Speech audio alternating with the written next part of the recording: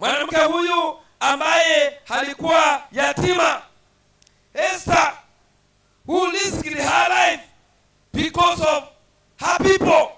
Yeye ambaye alichotolea maisha yake kwa sababu ya watu wake, watu wao.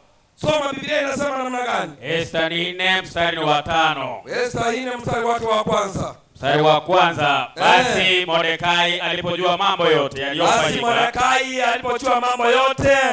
yaliyofanyika, alizirarua nguo zake, akajivika gunia pamoja na majivu, akatoka hata kufika katikati ya mji. Akalia kwa sauti kuu ya uchungu, akisema, pia akafika hata mbele ya mlango wa mfalme, maana hakuna wezaye kuingia ndani ya mlango wa mfalme hali amevaa magunia.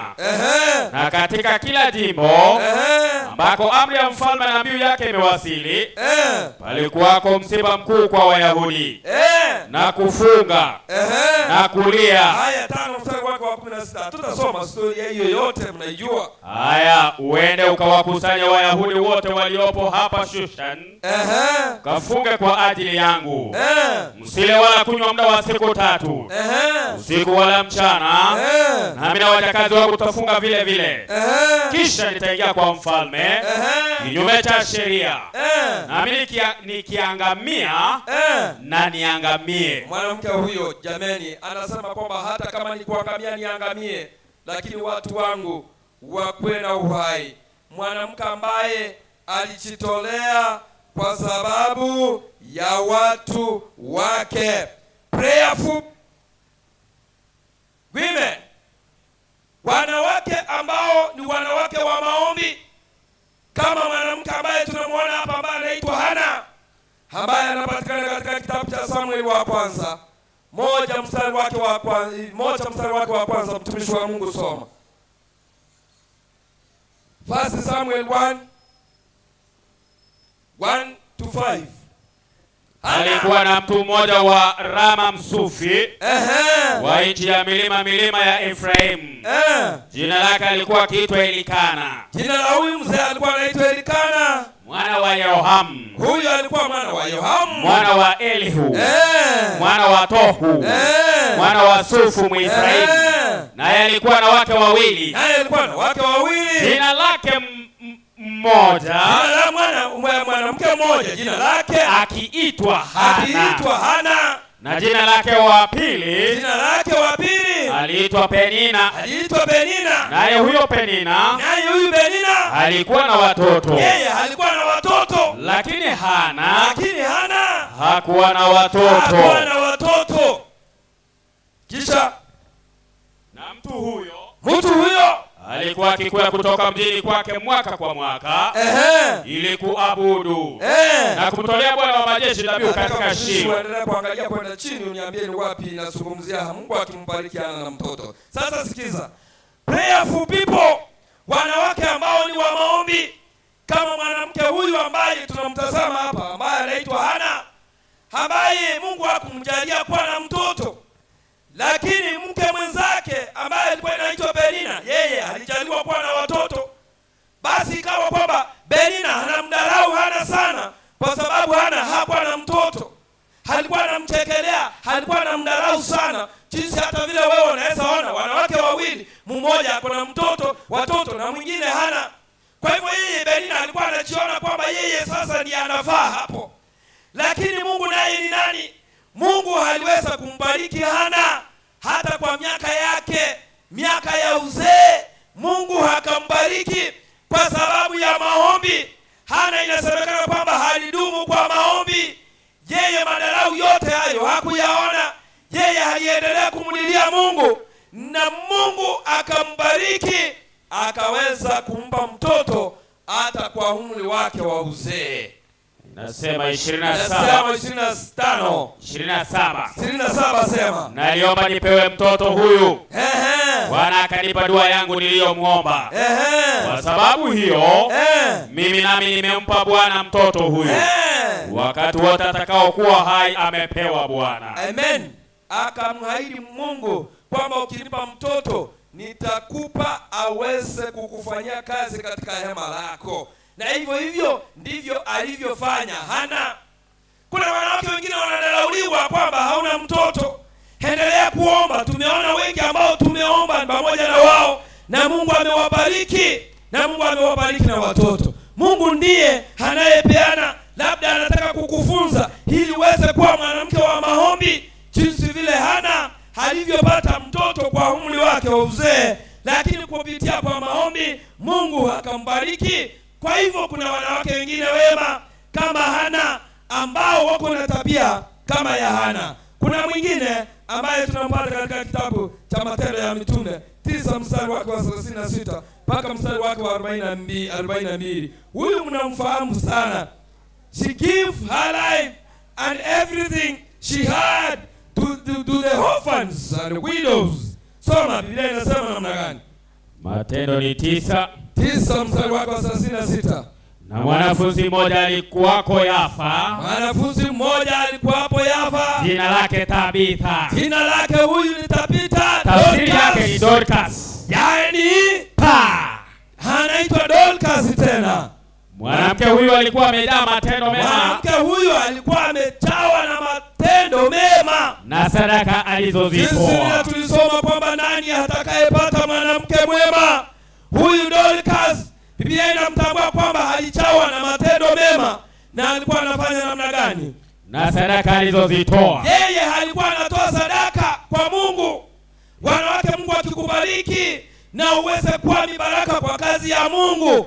Yeye Hana huyu alikuwa amebarikiwa kwa sadaka ambazo alikuwa anatoa. Tena sio sadaka peke yake, tena alikuwa anafanya namna gani? Ikawa siku zile akaugua. Yeye alikuwa tena anasaidia maskini, anasaidia wachane, anasaidia mayatima, alikuwa anawafika nguo. Mwanamke huyu siku ile alikufa. Biblia inasema namna gani? Hata walipokwisha kumwosha wakamweka orofani. Na kwa kuwa mji wa Lida ulikuwa karibu na Yafa, na wanafunzi wamesikia ya kwamba Petro yuko huko, wakatuma watu wawili kwake kumsihi na kusema, usikawie kuja kwetu. Petro akaondoka akafuatana nao. Alipofika wakampeleka juu orofani wajane wote. Wakasimama karibu naye wakilia, na kumwonyesha zile kanzu na nguo alizozishona wakati ule alipokuwa pamoja nao. Wajameni wapendwa, wanawake, mwanamke mwema, mwanamke huyu ambaye ni Dorcas Tabitha, ambaye alikuwa amejitolea kwa kazi ya Mungu na kuwasaidia wale ambao walikuwa na mahitaji. Wanawake, kama Mungu amekubariki, unyooshe mkono wako ili na wewe uweze kusaidia.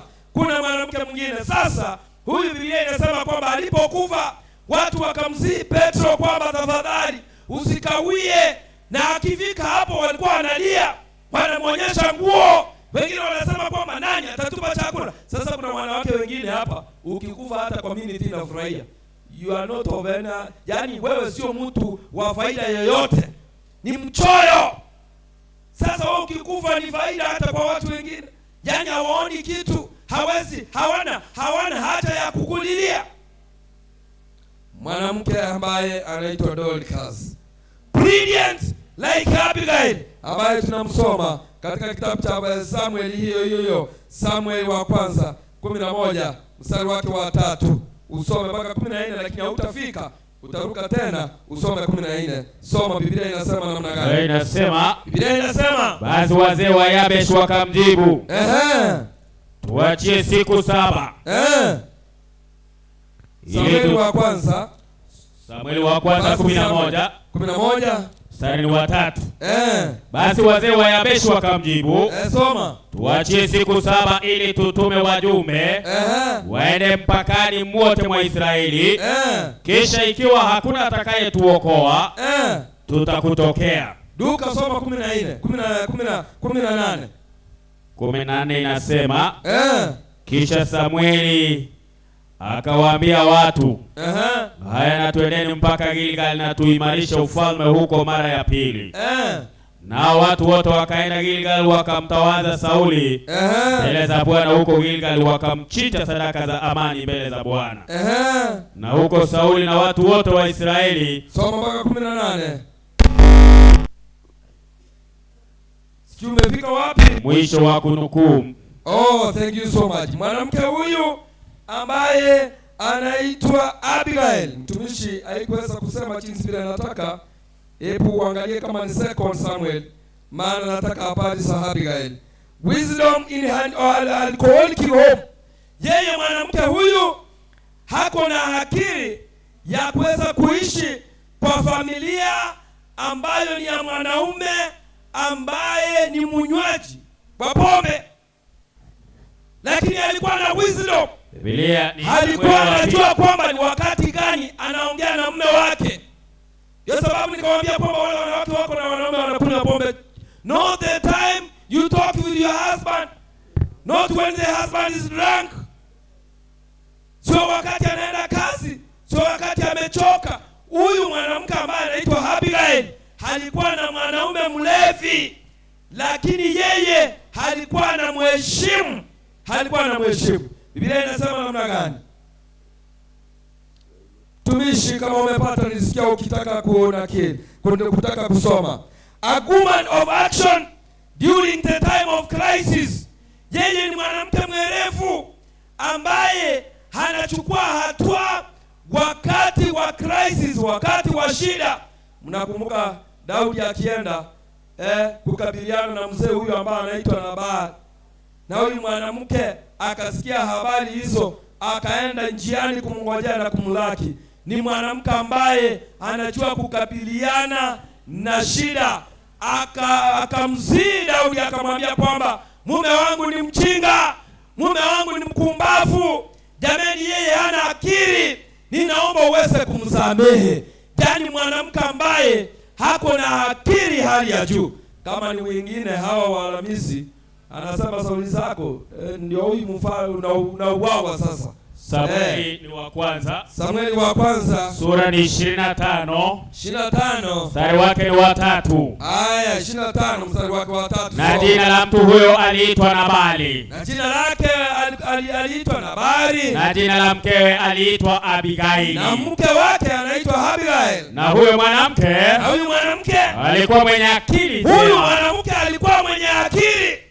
Mzuri wa uso. Tena ni mzuri wa uso. Yaani she was beautiful. Yeye alikuwa mzuri, ndio sababu hata wakati Daudi alimuona alichanganyikiwa. Mwanamke mrembo kabisa.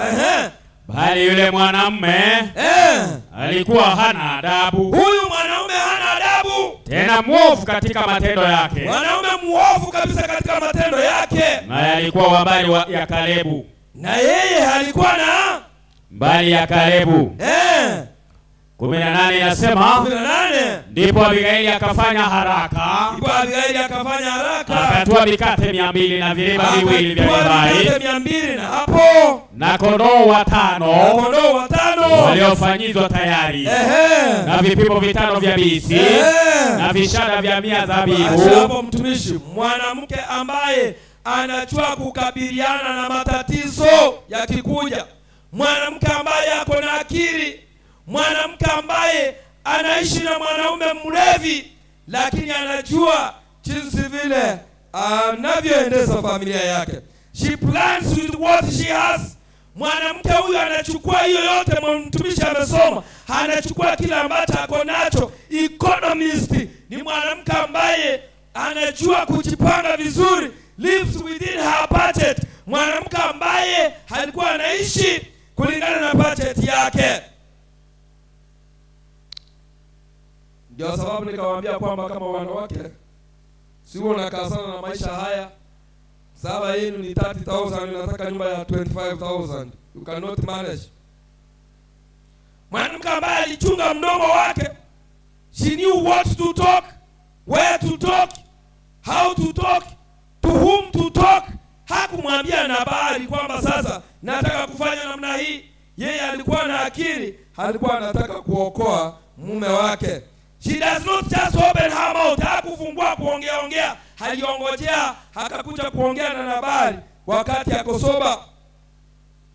she spares time to be with the husband, two of them privately. Tunamuona akiongea na Nabali wakati wamemalizana na Daudi. Mwanamke wa akili. She makes her home to be a home. Yeye alikuwa mwanamke ambaye wanaelewana na wachakazi wake.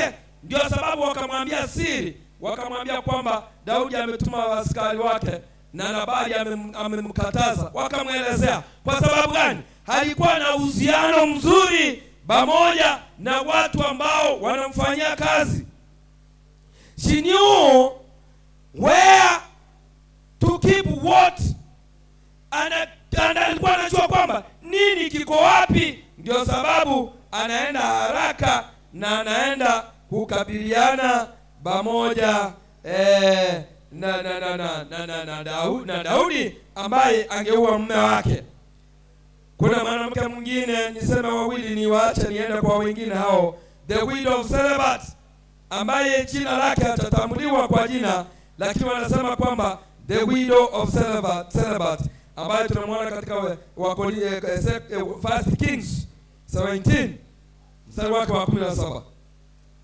Ufalme wa kwanza 17 mstari wake wa 7. Soma mtumishi wa Mungu. Baada ya hayo mwana wa yule mwanamke bibi wa nyumba ile akauoa ugonjwa wake ukazidi hata akawa hana pumzi tena. Akamwambia Eliya, nina nini nawe mtu wa Mungu? Hayo ni matokeo anapata baada ya kumpokea mtumishi wa Mungu. She give all to the man of God. Huyu ambaye alipeana yote kwa mtumishi wa Mungu. Mwanamke huyu hakuwa mchoyo. Jameni, hata kama hakuwa na kitu, aliweza kupatia mtumishi wa Mungu yote ile ambayo alikuwa nayo. Na ukisoma kwenye chini hapo kwenye mtumishi alikuwa anasoma matokeo sasa ya kukua mtu ambaye ako na mkono wa kupeana. Enda uangalie matokeo yake. Palikuwa na matokeo mazuri. Kuna mwanamke mwingine anaitwa Shunammite woman from the book of 2 Kings mstari wake wa 4. Ukisoma King Wafalme wa 2 mstari wake wa 8 mtumishi. Hata ikawa siku moja Elisha alikwenda Shunemu. Na huko kulikuwa na mwanamke mmoja mwenye cheo. Mwanamke huyu anaitwa Shunammite woman, Shunemu. Mwanamke huyu wa Shunemu, Elisha akaenda hapo na akafanya namna gani? Naye akamshurutisha aje ale. Mwanamke huyu akamsurutiza kwamba njoo ule ale chakula. Ikawa kila alipopita njia ile, kila siku wakati alikuwa anapita hapo Shunemu, huingia kula chakula. Alikuwa anaingia katika nyumba ya mwanamke huyu na anaenda kula chakula. Wanawake ambao walitunza watu wa Mungu. Ndio sababu nakwambia hata wewe ukipata nafasi, hita pastor wenu hako hapa, haingie katika nyumba yako, haombe pamoja na wewe, akule pamoja na wewe. Hapa ataomba maombi marefu. Mwanamke huyu kila wakati halimzie Elisha kwamba ukipita hapa, hii nyumba ndio utakuwa unapita unakula. Licentiousness. Huyu mwanamke ambaye anaitwa Elizabeth, ambaye ni mwenye haki, ambaye tunamwona katika kitabu cha Luka mstari wake wa kwanza. Luka chapter 1 verse 5 mtumishi wa Mungu. Sema. Biblia inasema zamani za Herode mfalme wa Uyahudi alikuwa na kuhani mmoja jina lake Zakaria wa zamu ya Abiya, na mkewe alikuwa mmoja wapo wa uzao wa Haruni jina lake Elizabeth. Na wote wawili hawa walikuwa wenye haki mbele za Mungu. Wakiendelea katika amri zote za Bwana. Na maagizo yake bila lawama. Amen. Mwanamke ambaye ni mwenye haki. Elizabeth mwenye haki. Jameni, kuna wanawake wazuri, wanawake wema. Wale Biblia ilisema kwamba nani awezaye kumuona mwanamke mwema? Baadhi ya hao ndio tumeona hapo. Na wewe uendelee kuangalia kwamba wewe ni samuri gani. Haya, kuna wengine tena pia wabaya wako, na hata pia Biblia imewanakili. Wild like Lot's wife. mwanamke ambaye anapenda mambo ya dunia hii, kama mwanamke wa Loti ambaye tunamsoma katika kitabu cha Genesis 19 mstari wake 26. Mwanamke huyu ambaye ni bibi ya Loti. Kuna wengine wako kama bibi ya Loti ambao wanapenda dunia hii, watu ambao wanajipenda, wala ambao Biblia ilisema kwamba na mwanamke asiwe sio mapambo ya nje, bali mapambo ya mtu wa ndani, yule ambaye haonekani. Lakini huyu wa Loti, yeye mapambo yake yalikuwa ya nje. Biblia inasema namna gani? Lakini mke wa Lutu akatazama nyuma yake, akawa nguzo ya chumvi. Mwanamke huyu mwanamke anapenda dunia, anapenda mambo ya dunia. Wanawake kama hawa ambao wanajipenda, they don't care about spiritual things. Hawataki mambo ya Ukristo, wanafikiria mambo makubwa, wanafikiria fashion. They are proud for nothing. Watu ambao wanajitakia makuu, they don't care about anything. Mwanamke kama huyu ambaye anaitwa bibi ya Ruth, ambaye alikuwa amejipenda sana. Wanawake kama hawa hawataki kujua kwamba nyumba inachengwa, uwanja inanunuliwa. Yeye hataki kujua. Haya, kuna mwingine ambaye anaitwa Jezebel. She was also inside, ambaye tunamwona katika kitabu cha Ruku. Hebu mtumishi tazama hapo Ruku, uweze kumwona Jezebel hapo. No, kitabu cha Proverbs 15:27. I don't know. No, First King. Angalia First King 21 5 mpaka 15, uone hapo kwenye utampata, kisha utanisomea. Mwanamke ambaye anaitwa Jezebel, mtu ambaye ni insider, ambaye anapenda kuunganisha watu. Halafu kuna mwingine hapa ambaye ni foolish like Job his wife, ambaye tunamsoma katika Job 2 mstari wake wa 7. Job 2 mstari wake wa 7 mpaka mstari wake wa 10. Nataka usome hiyo Job tukiendelea kuona hiyo nyingine. Foolish. Kuna wanawake wengine wajinga kama mke huyu wa Job ambaye alikuwa mjinga. Kwa hivyo kunao wema, kunao wazuri na kunao wabaya, tena wajinga, na hata Biblia tena inawazungumzia. Hebu soma mtumishi wa Mungu. Ayubu 2:7. Ayubu 2:7. Shetani akatoka mbele za uso wa Bwana, akampiga Ayubu na majibu mabaya. Tangu wayo wa mguu hata utosi wa kichwa. Naye akashika kigae cha kujikunia akaketi majivuni. Ndipo mkewe sasa akamwambia, Je, wewe hata sasa washikamana na utimilifu wako? Washikamana na huyu Mungu wako. Yaani mwanamke ambaye hamaindi hata mambo ya Mungu. Mwanamke ambaye hataki kukea, hataki kujua juu ya watoto, hataki kujua juu ya mwanaume. Yeye hata mambo ya Mungu hataki kujua. Wanawake wajinga kama huyu ambaye ni bibi ya Job. Kuna wengine immoral like Potiphar's wife, ambaye tunamsoma katika Biblia. Wao nao ni immoral, wanawake wazinzi kama huyu ambaye ni mke wa Potiphar, ambaye anamtamani Joseph. Kwa hivyo kama anamtamani Joseph, ni wengi sana alikuwa anatamani. Wanawake kama hao, wanawake wajinga tena wakumbavu, cruel like Herode's wife, haters of good, the love of evil. She incited Herod to kill John the Baptist. Katika kitabu cha Mark 6 mstari wake wa 19 ukisoma mpaka 28. Kuna wengine ambao ni wachinga na wao ambao wapendi mambo mazuri, wanapenda mambo mabaya, ambao ni insiders. Yeye huyu mmoja, yeye ni bibi ya Herode, ambaye anaambia mtoto wake kwamba henda waambie dadi kwamba tunataka kichwa cha Herode. Maana Herode alikwisha kumwambia ukweli, mwanawake ambao wataki ukweli wa Mungu. Sasa akawa anamchukia Herode, mpaka siku moja msichana wake alipodansi vizuri mbele ya baba yake, na baba yake alikuwa ameahidi kwamba yeyote ambaye atakayenifurahisha katika pati hii nitampatia chochote anahitaji. Na akamwambia mtoto kwamba utataka nikupe nini? Mtoto akakimbia kuuliza mami. Mami akamwambia ende waambie dadi akupe kichwa cha Herode. Na mimi nataka kuuliza wewe, alikuwa anachukua kichwa cha Herode wapi? Si ni mchawi hivi? Ni mchawi. Sasa kuna wanawake wengine ambao wanaigiza vitu ambavyo sio vya maana. Unnecessary things. Yaani unaigiza vitu ambao iwezi kukusaidia. Wanawake wengine ambao wako na character kama ya mwanamke huyu. Halafu kuna wanawake wengine wabaya, wakumbavu, wachinga, liars, watu wakora kama Sabira, Sherafis, wanawake ambao wanajipenda, wakora, wachoyo. Hawa tunaona katika Acts 1 mstari wake wa 10.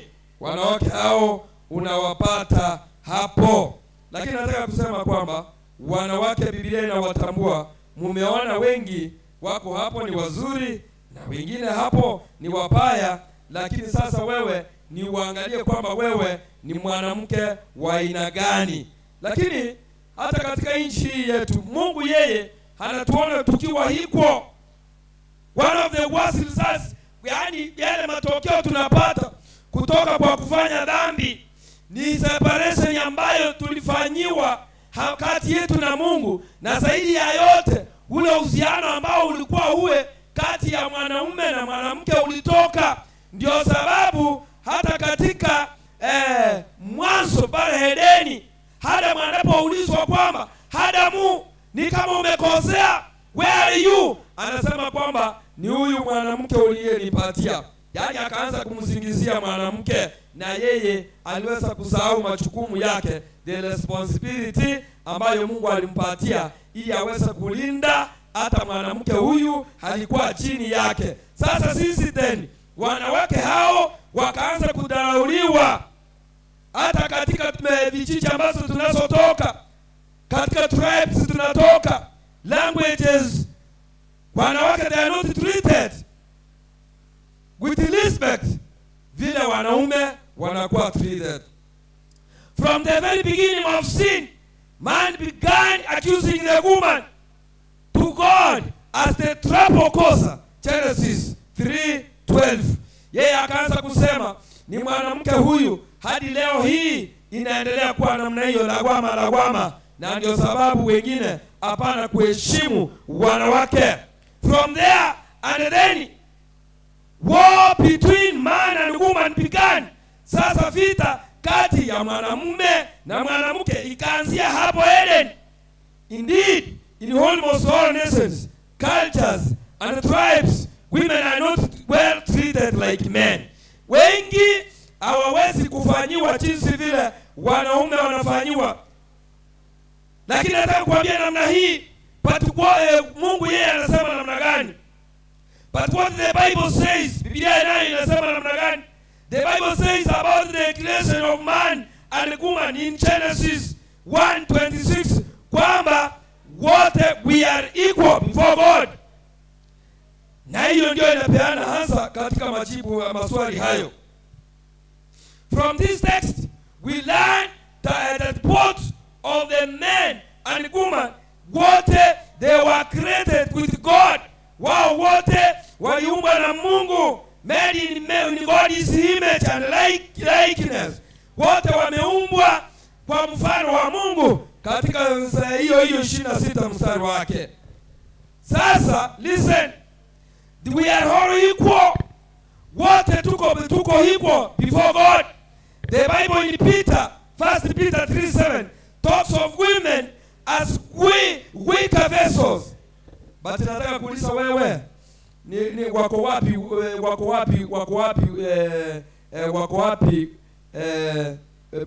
ambao tunaweza sema kwamba they are weak vessels? Where?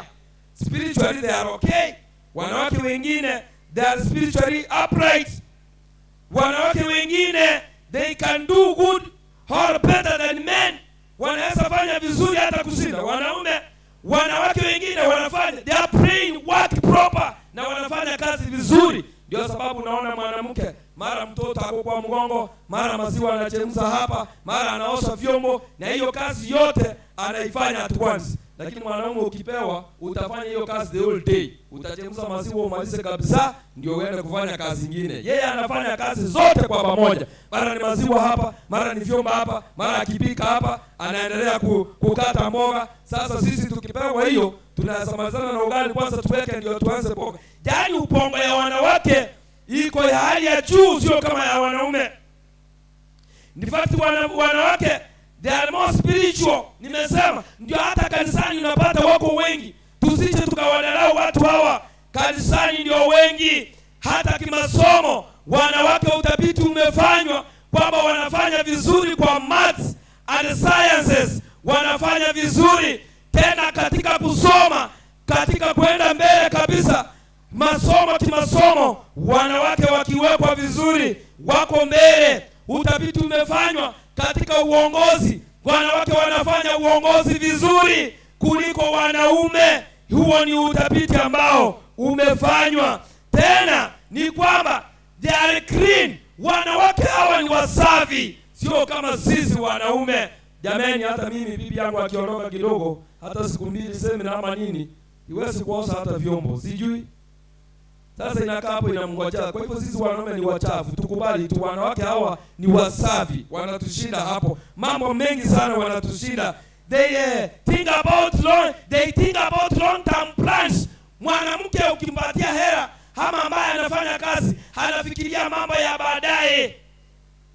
Hawezi kuharibu mali. Utafiti huu ulifanywa wakati AIDS ilikuja.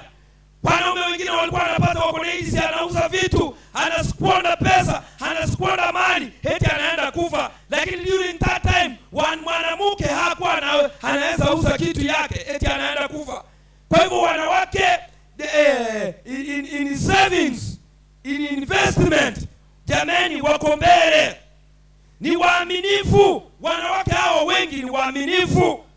Jamani wanawake, hebu nipe kidole, sijui nimeanza kuwatetea hapa, sijui kama mko kama mumeenda umeniacha. Wengi ni waaminifu jamani. Huo ni utafiti ambao umefanywa. They can know how to manage stress. Wanawake wengi hao wako na stress nyingi sana, but you can't know. Mwanaume stress ikikupata kidogo umeenda. Kwa sababu gani? Wanawake they can share stress yao, wanashare, wanaambia wenzao hata kama ni positive ama negative, ikuwe nzuri ikuwe nini, maana stress inaweza kuwa nzuri na inaweza kuwa na mambo mabaya, yeye hawezi kutulia. Kwa hivyo katika kushare hiyo anapata kwamba ako sawa. Women have higher IQs than men. Level yao ya thinking iko juu. Men 77% likely to die in road accident kwa sababu ya careless driving. Wanawake hawa usichokamdharau. Hakiwa driver mzuri. Nataka kuuliza wewe, hebu nihesabie cases za wanawake ambao wamekufa kwa barabara kwa sababu of careless driving. Ni wachache, labda na makosa iwezi kuwa yake. Wanawake hawa wako very careful. Kwa sababu gani? Wanaishi tena siku nyingi. Why? Because sio wengi, 80% hawakunywi pombe. Na ndio sababu nikawaambia kwamba wanaume wanakufa mapema, wanaacha wanawake. Hiyo ndio sababu ya kwanza, kwamba wanawake hawakunywi pombe. Wanakunywa pombe ni 30%, 20%. Na sijui wewe, mwacha Mungu akusaidie na wewe uweze kutoka hapo. Ndio uweze kuishi siku nyingi, uweze kusaidia watoto wako na familia yako. La sivyo utakufa na utawacha mwanaume. Wanaume wanakufa wengi, wanaacha wanawake kwa sababu ya pombe. Wanawake ni wachache, sio wengi sana katika mambo hayo. Kwa hivyo nimesema kwamba katika savings wanafanya vizuri. Kulinda kazi, 80% ambao wanafutwa kazi ni wanaume. Mwanaume anaachiliwa askari, anakunywa pombe, anafutwa. Nataka uniambie, umeiona mwanamke akifutwa kazi wapi? Eti amekunywa pombe. Umeiona mwanamke akifutwa kazi wapi? Eti amefanya nini? Wanaume wengi ndio wanafutwa. Ameachiliwa, ni mwalimu hapa, ameachilia mimba kwa mtoto wa standard 4, amefutwa kazi. Mwanamke ameipatikana wapi hapa? ameweka kazi hapa ya askari, amefutwa sababu ya pombe, mara ufisadi, mara nini. Wanawake hawa, utafiti ule ambao mimi nimefanya na vile na vitabu inasema kwamba ni watu wanalinda kazi 80% wanalinda kazi zao. Mwanamke akipata kazi yake anailinda vizuri, tena wanafanya saving. Sasa wengi ambao wameroast kazi yao ni wanaume. Hivyo ndio niliwaambia, msiposimama mimi nitafundisha 3 days from now. Percentage nyingi ya unywaji wa pombe ni wanaume, sio wanawake. So kupitia hivyo unapata wanaume wengi wanapoteza kazi, wengine wanakufa through road accident na mambo mengi. Wanawake, they are better listeners, better mentors, they solve problems faster, they forgive and they have mercy. Jamani, wanawake ni bekidore, wanawake wako na huruma, wanaweza samehe, wanaweza solve mambo mapema na maisha inaendelea. Ninaombea wamama, Mungu awabariki, Mungu awape maisha marefu, muendelee kumtumikia na muendelee kutumikia familia zenu. Nimemalizana pamoja nanyi mpaka tena siku nyingine. May God bless you in Jesus name. Jamani, nilianza na ninyi vibaya, lakini si nimemaliza vizuri? Nimemaliza vizuri. Mungu awabariki sana. Tunataka kuomba. Mtakatifu na Mungu wetu, tumeangalia mambo mengi sana kwa siku 3 sasa. Wanawake, kumbe unawazungumzia mambo mengi kwa sababu wao ndio tegemeo hata kwa familia. Ndio sababu Biblia inasema kwamba mke asipochenga nyumba ama mkumbavu anapomoa na mikono yake na mwirefu uchenga na mikono yake. Naombea wanawake hawa ambao wamekuwa wakinifuatilia na wengine katika mtandao na wengine tuko na wao hapa, uweze kuwabariki. Biblia imezungumzia wake wazuri na wengine wako pia wapaya, lakini tena utapiti katika hata nchi yetu hii ni kwamba wanawake wanafanya kazi ngumu sana. Mambo haya ambayo tumewaangalia, wao ni wepesi wa kusamehe. Wanawake hawa, they can do investment. Wanawake hawa wako na mambo mengi, IQ yao iko juu na mambo mengi yale ambayo tumeangalia. Wanawake hawa, familia inawategemea, wanaume tunawategemea, watoto tunawategemea, maana wao ndio wanaendesha familia na kuilea. Naomba Mungu wetu kwamba uweze kuwabariki kwa kila jambo, uweze kuwapa maisha marefu hawa ambao wanakutumikia, ili familia zao ziweze kuwaona na waweze kulea watoto wao katika njia zinazofaa. Asante kwa watumishi wengine watakaposimama hapa jukwani, waweze kuwa pamoja na wao. Roho Mtakatifu awaongoze. Niomba katika jina lako Kristo Yesu mkombozi wetu. May God bless you. Tomorrow tutaangalia wafanyikazi.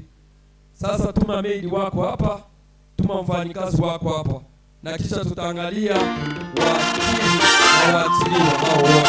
God bless you. Katika karamu kuu ukiimba wimbo wa Musa na Mwana-Kondoo, kiongozi akiwa ni Yesu, mapumziko ni mwa Bwana, mahali palipo heri.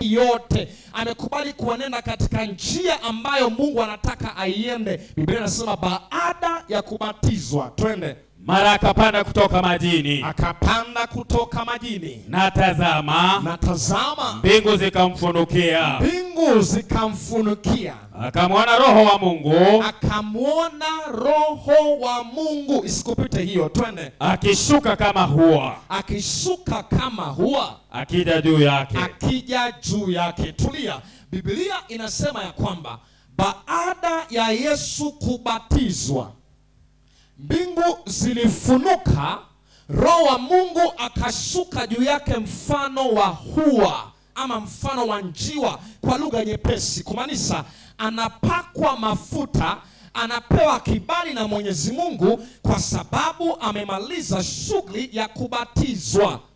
Inamaanisha watoto wa Mungu ambao wanampokea Yesu Kristo, watoto wa Mungu ambao wanayaanza maisha mapya kwa njia ya ubatizo, kuna zawadi ya Roho wa Mungu wanayopewa. Wanapatiwa Roho Mtakatifu. Kwa nini? Maliza mstari wa 17. Biblia inasema, na tazama, sauti kutoka mbinguni ikisema, huyu ni mwanangu mpendwa wangu, huyu ni mwanangu mpendwa wangu, ninayependezwa naye, ninayependezwa naye.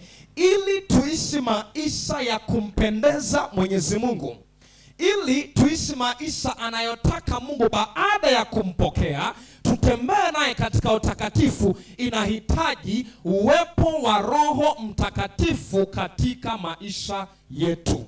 Asipokuwepo Roho Mtakatifu, haiwezekani kwa nguvu zetu wenyewe kuyaishi maisha yanayompendeza Mwenyezi Mungu, kwa sababu asili yetu ya kibinadamu ina asili ya kutaka kufanya kinyume cha mapenzi ya Mwenyezi Mungu. Na ndiyo maana anayempokea Yesu Kristo, manake Yesu anajua tuko na udhaifu huo, anampatia kipawa cha Roho Mtakatifu amwezeshe kuyaishi maisha matakatifu. Bwana Yesu asifiwe. Kama tuko pamoja mpaka hapo, nipungie mkono wako hewani. Amina, Mungu akubariki. Kumaanisha ya kwamba yeyote ambaye amempokea Yesu hapaswi kuwa na wasiwasi ya namna atakavyoishi. Hapaswi kuwa na wasiwasi ya namna kama atashinda dhambi ama atashinda. Anapaswa kujipeana kikamilifu kwa Mungu, aruhusu Roho Mtakatifu ayaongoze maisha yake. Na Roho Mtakatifu akiingia katika maisha, ana shughuli 3 za kufanya. Roho Mtakatifu akiingia katika maisha ya Mkristo, ana shughuli 3 za kufanya. Ya kwanza, kitabu cha Yohana 14 mstari wa 26. Kitabu cha Yohana 14 mstari wa 26. Twende mtu wa Mungu, inasemaje?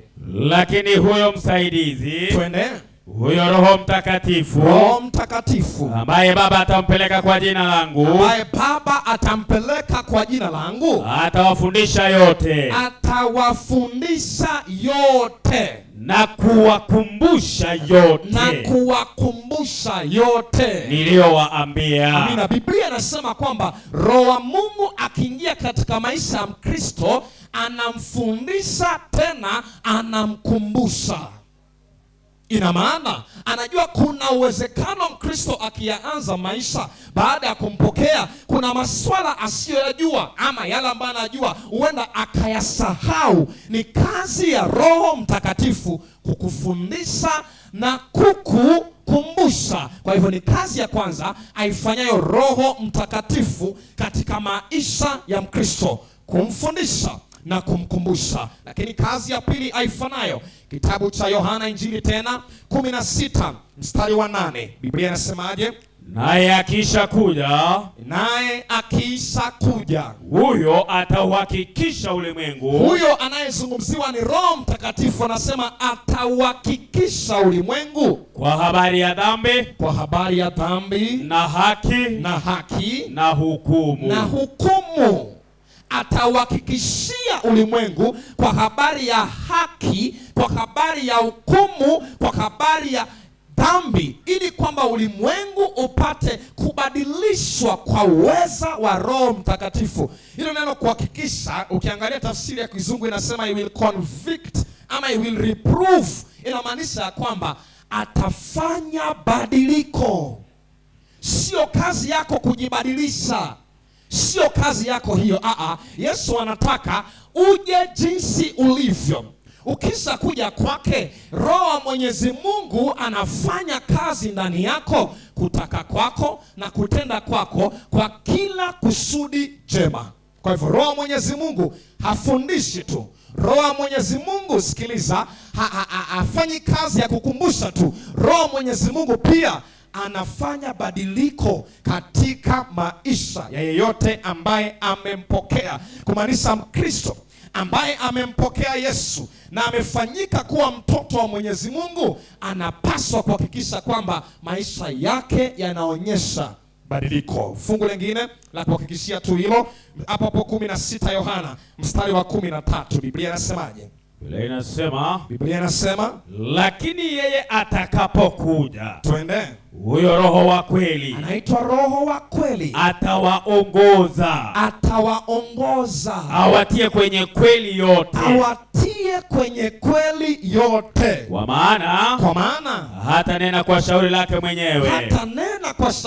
mwenyewe, lakini yote atakayoyasikia atayanena. Amina. Mungu akubariki. Achia tu hapo. Biblia inahakikisha ya kwamba ili kwamba badiliko lifanyike, ili kwamba tuelewe mapenzi ya Mwenyezi Mungu katika maisha yetu, huyo Roho amesema kwamba atatuelekeza katika kweli yote. Kwa hivyo umeona kazi ya Roho Mtakatifu katika maisha ya muumini ni kazi ya kipekee sana. Manake anafundisha, manake anakumbusha, manake anafanya badiliko katika maisha ya Mkristo. Yeyote aliyempokea Yesu anapaswa kuwa na ujasiri, kwa sababu yule Yesu aliyemwita anampatia nguvu ya Roho wake, amfundishe, amkumbushe, afanye badiliko katika maisha yake. Bwana Yesu asifiwe. Na ndio maana ukisikia jana mchungaji alipokuwa akisema waliobatizwa juzi, badiliko limeanza kuonekana kwao, ni kazi ya Roho Mtakatifu inafanyika katika maisha yao. Nawe pia hata kama ulimpokea Yesu zamani, Roho Mtakatifu bado anakubadilisha kila siku, anakupatia uwezo wa kushinda dhambi kila siku. Lakini kazi ya tatu ambayo Roho Mtakatifu anapaswa kuifanya katika maisha ya Mkristo, kazi ya tatu ambayo Roho Mtakatifu anapaswa kuifanya, kitabu cha Wakorintho wa kwanza sura ya 12. Kitabu cha Wakorintho wa kwanza sura ya 12. Tasoma kutokea mstari wa kwanza, tuteremka hadi karibu mstari wa 10. Pole pole tu. Biblia inasemaje? Basi ndugu zangu, kwa habari ya karama za Roho, sitaki mkose kufahamu. Anasema sitaki mkose kufahamu. Mwajua ya kuwa, endelea kusoma, mlipokuwa watu wa mataifa, mlichukuliwa kufuatana sanamu zilizonena. Endelea kusoma. Kama mlivyoongozwa. Kwa hiyo na waarifu, twende, ya kwamba hakuna mtu anenaye katika Roho wa Mungu kusema Yesu amelaaniwa, wala hawezi mtu kusema Yesu ni Bwana, isipokuwa katika Roho Mtakatifu. Malizia neno kome hapo kidogo, inasemaje 4? Basi pana tofauti za karama. Anasema pana tofauti za karama, bali Roho ni yeye yule. Asante, Mungu akubariki. Kazi ya tatu ya Roho Mtakatifu, hatufundishi tu, hatukumbushi tu, hafanyi badiliko ndani yetu tu, lakini anahakikisha tumezipata karama za Roho. Karama za Roho, the gifts of the Spirit. Anahakikisha kwamba wale ambao wamempokea Yesu Kristo wamepatiwa vipaji, wamepatiwa karama ili wafanye kazi ya Mungu. Unajua Mungu anapokuita, hakuiti ili kwamba uzembee, hakuiti ili kwamba ukae, anakuita kwamba jinsi wewe ulivyoitwa utumike kuwaita wengine pia. Sasa baada ya kukufundisha, baada ya kukukumbusha, baada ya kufanya badiliko ndani yako, anachokifanya anakupatia karama za Roho. Asendelea kusoma, mtu wa Mungu, twende. Tena pana tofauti za huduma. Soma. Na Bwana ni yeye yule. Kisha pana tofauti za kutenda kazi. Ya kusoma kabisa. Bali Mungu ni yeye yule azitendaye kazi zote katika wote. Kabisa, kwa sababu ndani yetu tukipewa karama, ni Mungu ndiye anayefanya kazi yetu. Unajua wale ambao walibatizwa kesho watakuwa wanaanza kutambua karama zao. Mungu ataanza kuwapatia vipaji vya kuendeleza kazi yake, atawapatia karama tofauti tofauti. wengine watakuwa walimu, wengine watakuwa wahubiri, wengine watakuwa waimbaji. Kila mtu atapewa karama ya kuendeleza kazi ya Mwenyezi Mungu. Twende mtu wa Mungu. Lakini kila mmoja upewa ufunuo wa Roho kwa kufaidiana. Kila mmoja, sikiliza, anapatiwa ufunuo wa Roho kwa kufaidiana. Yaani ili sote tuwe na utofauti, lakini tusaidiane katika halaiki ya Ukristo. Soma. Maana mtu mmoja kwa Roho apewa neno la hekima. Watu wangapi? Mtu mmoja kwa Roho apewa neno la hekima. Anapewa neno la hekima. Na mwingine neno la maarifa. Mwingine neno la maarifa. Apendavyo Roho yeye yule. Kama jinsi apendavyo Roho. Twende. Mwingine imani katika Roho yeye yule. Mwingine imani katika Roho yule. Na mwingine karama za kupona katika Roho yule mmoja. Karama za kupona. Twende. Hata mwingine matendo ya miujiza. Twende. Na mwingine unabii. Na mwingine kupambanua roho. Mwingine aina za lugha. Na mwingine tafsiri za lugha. Yaani umeona kufikia hapo, Roho wa Mwenyezi Mungu akipeana vipawa, hapeani kila mtu kanisani vipawa vya kufanana. Wanapokuja kila mtu anapewa kipawa tofauti. Mwingine miujiza, mwingine kuponya, mwingine kutafsiri lugha, mwingine kufanya shughuli za miujiza kubwa. Inatofautiana, kila mmoja karama anazopewa. Soma mstari unaofuata mtu wa Mungu, inasemaje? 11 Lakini kazi hizi zote huzitenda Roho huyo mmoja. Roho huyo mmoja. Yeye yule akimugawia kila mtu peke yake kama apendavyo yeye.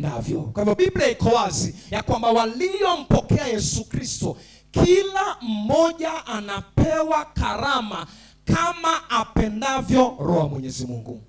Kila mtu apewe za kufanana. Kila mmoja anapatiwa kama apendavyo Roho wa Mwenyezi Mungu mwenyewe. Lakini katika ulimwengu wa dini leo, kuna imani ya kwamba lazima Wakristo wawe na karama moja ya kufanana kwa wakati mmoja. Na Wakristo wengi tumekosa kuelewa kitu ambacho Biblia inafunza kuhusu karama za Roho, na tumepoteza maana ya namna ambavyo Roho wa Mwenyezi Mungu anataka kufanya kazi yake kupitia karama za Roho.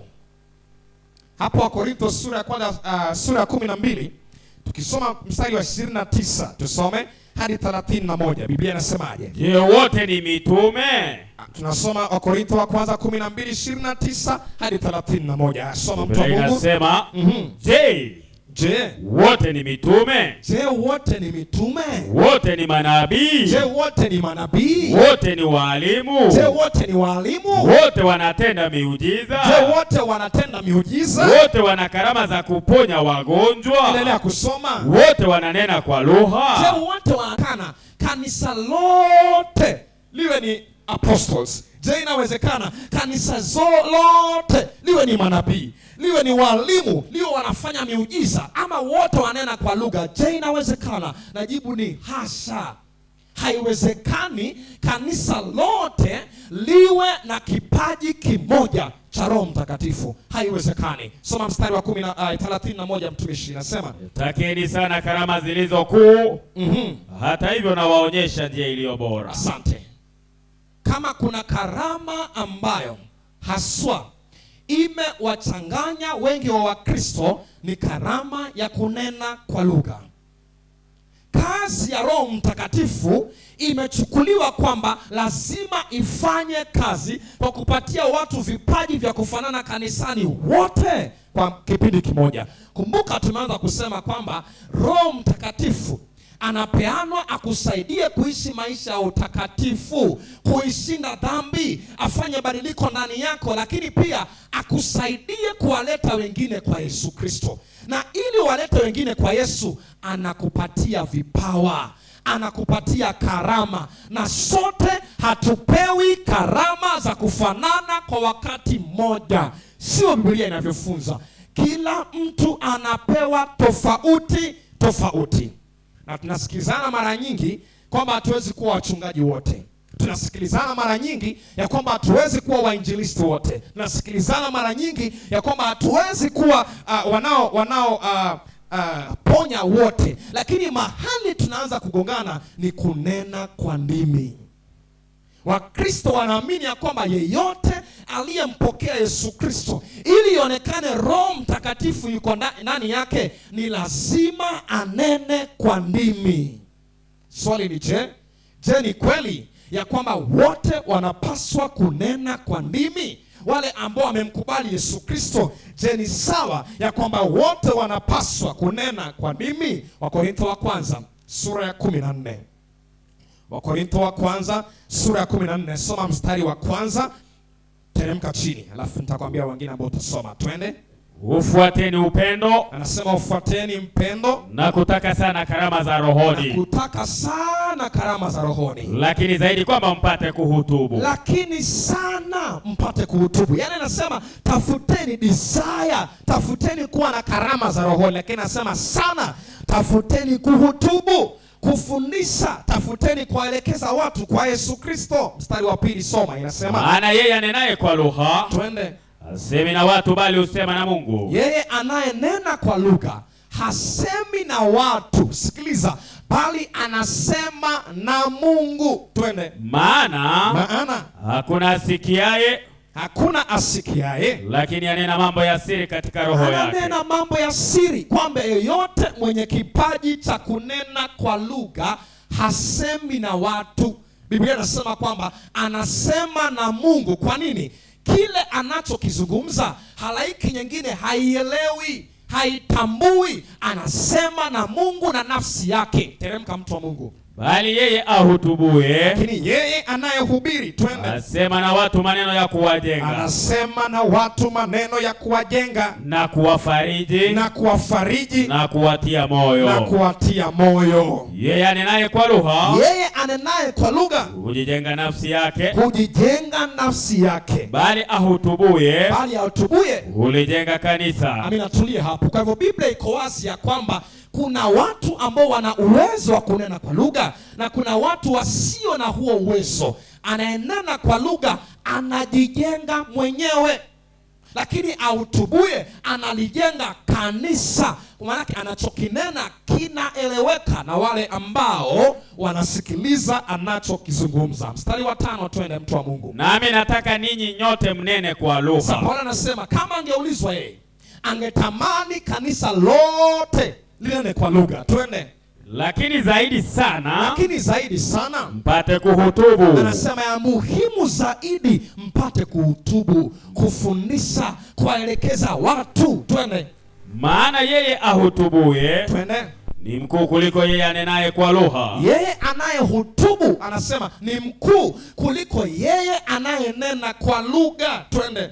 Isipokuwa fasiri, ili kusudi kanisa lipate kujengwa. Tulia hapo. Kwa hivyo Biblia ipo wazi ya kwamba sio kila mtu anapaswa kunena kwa lugha, lakini yule ambaye amechagua kunena kwa lugha ajue ananena kwa kusudi ya kujijenga mwenyewe, ananena kwa kusudi ya kuzungumza na Mungu, maanake kanisa halitambui analolinena. Kama tuko mmoja mpaka hapo, punga mkono wako juu. Amina, Mungu akubariki. Haya, teremka chini mtu wa Mungu. Utasoma tu sehemu nzuri ya Wakorintho wa kwanza 14. Twende. Ila sasa ndugu, nikija kwenu na kunena kwa lugha. Sikiliza, anasema kama nikija kwenu na kunena kwa lugha, nitawafaidia nini? Itawasaidia nini? Isipokuwa nasema nanyi kwa njia ya ufunuo.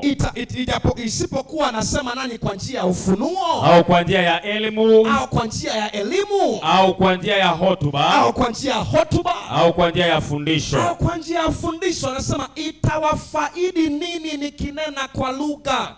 Ndivyo anauliza Paulo. Kama sitahutubu, kama sitafundisha, kama sitaelekeza, itawafaidi nini nikinena kwa lugha? Lakini nashangaza kwamba kila mtu leo katika ulimwengu wa Kikristo anatafuta kunena kwa lugha, lakini Biblia inasema ya kwamba haifaidi. Inayofaidisha ni kufundisha, inayofaidi ni kuhutubu, inayofaidi ni kuelekeza. Soma mstari wa 7. Hata vitu visivyo na uhai, anasema vitu visivyo na uhai vitoapo sauti, ikiwa ni filimbi, ikiwa ni kinubi, soma, visipotoa sauti zilizo na tofauti, soma, itatambulikanaje ni wimbo gani unaopigwa kwa filimbi au kwa kinubi? Soma. Kwa maana baragumu ikitoa sauti isiyojulikana, soma, ni nani atakayejifanya tayari kwa vita? Endelea mstari wa 9. Vivyo hivyo nani msipotoa kwa ulimi neno lililo dhahiri, neno lile linenwalo litajulikanaje? Soma. Maana mtakuwa mkinena hewani tu. Achia hapo. Anasema watu wakinena kwa lugha, anasema ni sawa sawa na kunena hewani, manake kinachonenwa hakieleweki, hakitambuliki. Ni sawa sawa na kurusha porojo tu, ni sawa sawa na kunena tu hewani, manake wale ambao wapo hawaelewi unachokinena. Wacha tuachane na Wakorintho wa kwanza sura ya 14. Tutarudi hapo, weka kidole hapo. Kwa nini Paulo anazungumza hivi?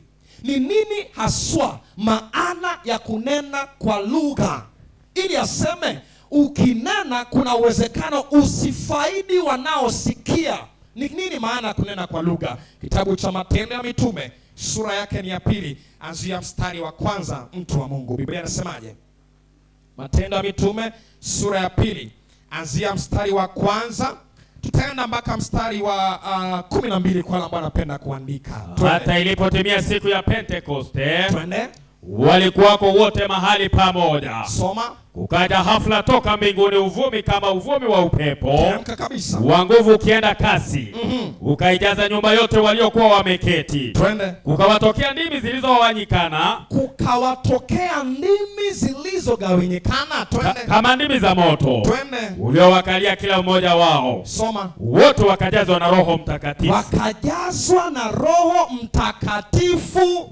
Wakaanza kusema kwa lugha nyingine. Kama Roho alivyowajalia kutamka. Tulia. Siku ya Pentekoste Roho Mtakatifu amewashukia wanafunzi, na baada ya kuwashukia wanafunzi, sikiliza, anasema walijazwa na Roho, wakaanza kunena kwa lugha zingine kama Roho alivyowaelekeza. Haya, sikiliza sasa, twende.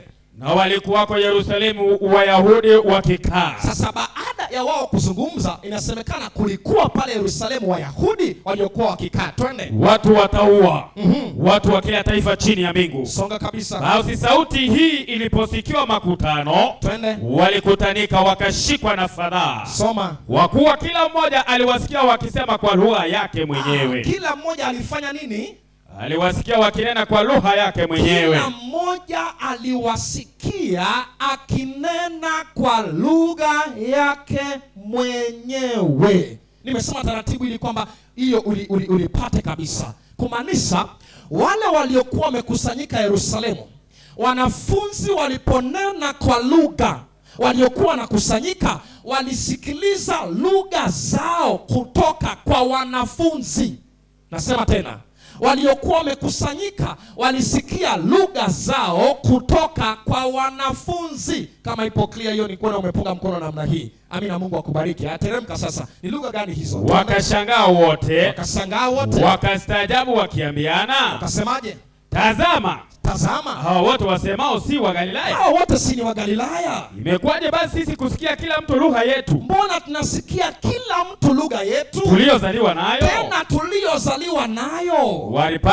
Waparthi na Wamedi na wale Ami nao wakaao Mesopotamia, Uyahudi na Kapadokia. Si hapo, Mungu akubariki. Anataja lugha zote hapo ambazo walikuwa wamekusanyika. Walisikia lugha zao walizozaliwa nazo. Yaani tuzungumze kwa namna ambayo inaeleweka. Hivi leo jinsi tulikuja hapa, tuassume sote sisi ni Wakisii. Alafu tumesimama hapa, kisha hapa kuna Wakikuyu, hapa kuna Wagiriama, hapa kuna Wajaluo. Badala ya sisi kuzungumza Kikisii, wanasikiliza tukizungumza Kigiriama, wanasikia tukizungumza Kijaluo, wanasikia wakizungumza Kimeru, Kikikuyu. Yaani ni lugha zinazoeleweka, sio lugha zisizoeleweka. Kunena kwa ndimi ni kuzungumza kwa lugha zinazoeleweka, sio lugha ambazo hazieleweki. Kulingana na Biblia, waliosikiliza siku ya Pentekosti walisikiliza lugha yao waliozaliwa nayo. Sasa unaelewa ni kwa nini kule ambako tumetoka, Paulo amesema ya kwamba ikiwa nitanena kwa lugha, nitanena na nafsi yangu, na tena nitanena kulifaidi kutolifaidi kanisa na kwa Mungu mwenyewe. Maana kanisa halielewi ninalozungumza, na Mungu anaelewa lugha zote. Kwa hivyo anenaye kwa lugha halisaidii kanisa, lakini kuna namna ya kulisaidia kanisa. Wacha nifanye mfano tu hapa. Nataka niseme kitu alafu mfanye. Nataka niseme kitu alafu nyinyi mfanye. Chunguru malo unduto. Unajua kwa nini yeye amefanya? Kwa kuwa yeye ameelewa kitu nimesema. Sasa ukizungumza kwa lugha ambazo watu hawaelewi, nilikuwa nimesema simameni juu nyote. Ukizungumza kwa lugha ambazo watu hawaelewi, hakuna jinsi utalijenga kanisa. Nasikiliza, Mungu anasema sawa, kuna namna ambavyo unaweza kulifaidi kanisa. Turejee Wakorintho wa kwanza sura ya 14, anza kutokea mstari ule wa 13.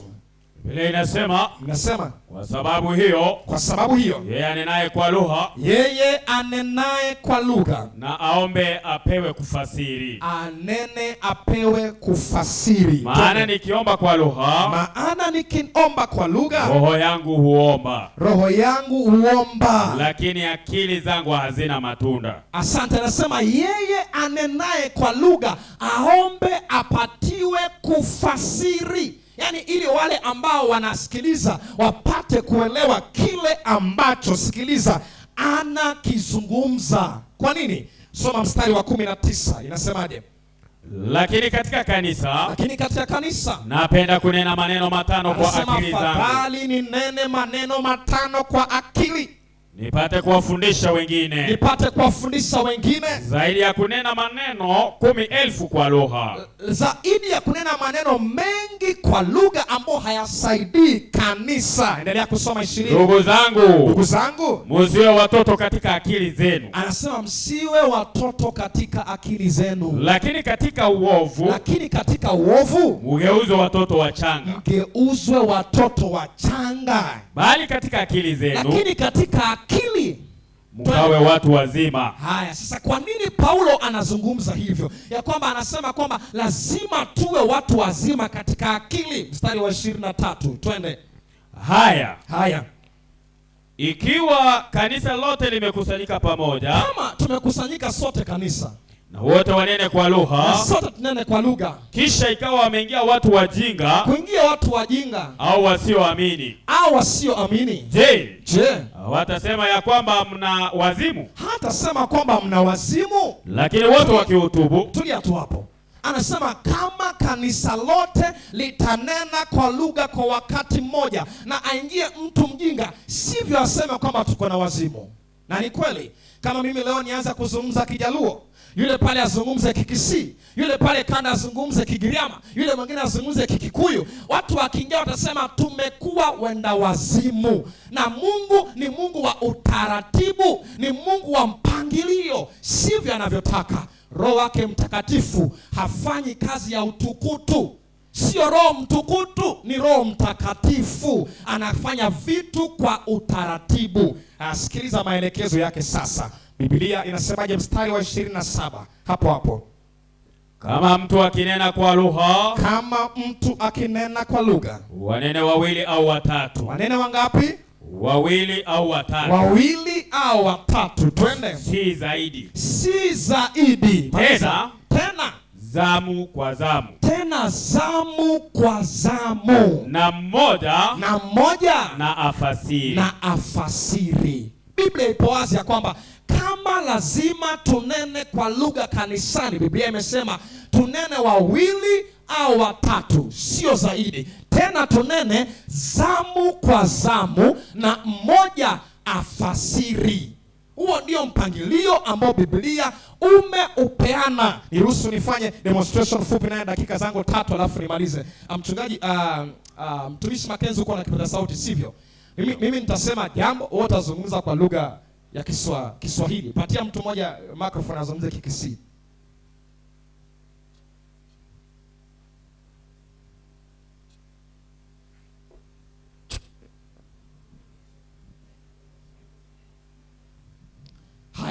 Sasa hivi ndivyo Biblia inataka tunene kwa lugha. Mimi nitasema kwa lugha gani mimi? Utasema kwa lugha, mimi nitasema kwa Kiswahili, mwingine atasema mimi nitasema Kizungu, wewe utasema Kiswahili, huyo atasema Kikisii. Sasa hizi ni lugha tatu tofauti. Jesus is coming again.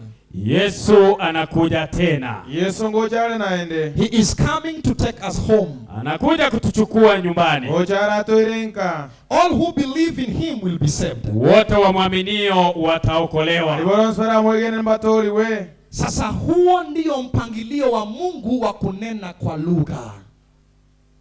Kama lazima tunene kwa lugha, Biblia imesema kwamba wanene wawili au watatu na si zaidi, tena wanene zamu kwa zamu, na nena na mpisha yule afasiri, yule mwingine afasiri. Ndivyo Mungu atakavyo, ili kwamba kanisa lipatwe kujengwa. Lakini tukisikana sote kanisani na tuseme shamba la bakari halina miogo na mananasi, yaeleweki. Haieleweki. Tukishikana sote kanisani kwa wakati moja, na huyu harusi yake, yule harusi yake, huyu harusi yake, inakuwa ni kana kwamba pana machafuko kanisani. Lakini Mungu tunayemwabudu sio Mungu wa machafuko, ni Mungu wa utaratibu. Bwana Yesu asifiwe. Amen. Asoma hilo fungu basi, wa Korintho wa kwanza, tunapofika hatima tu ya somo letu leo. Wa Korintho wa kwanza sura ya 14, nataka usome mstari wa 33 alafu uruke mstari wa 40. Mstari wa 33. Kwa maana Mungu si Mungu wa machafuko. Mungu si Mungu wa machafuko, bali wa amani. Bali wa amani. Vile vile kama ilivyo katika makanisa yote ya watakatifu. Kama ilivyo katika makanisa yote. Tulia mwanzo. Mungu tunayemwabudu ni Mungu mtaratibu.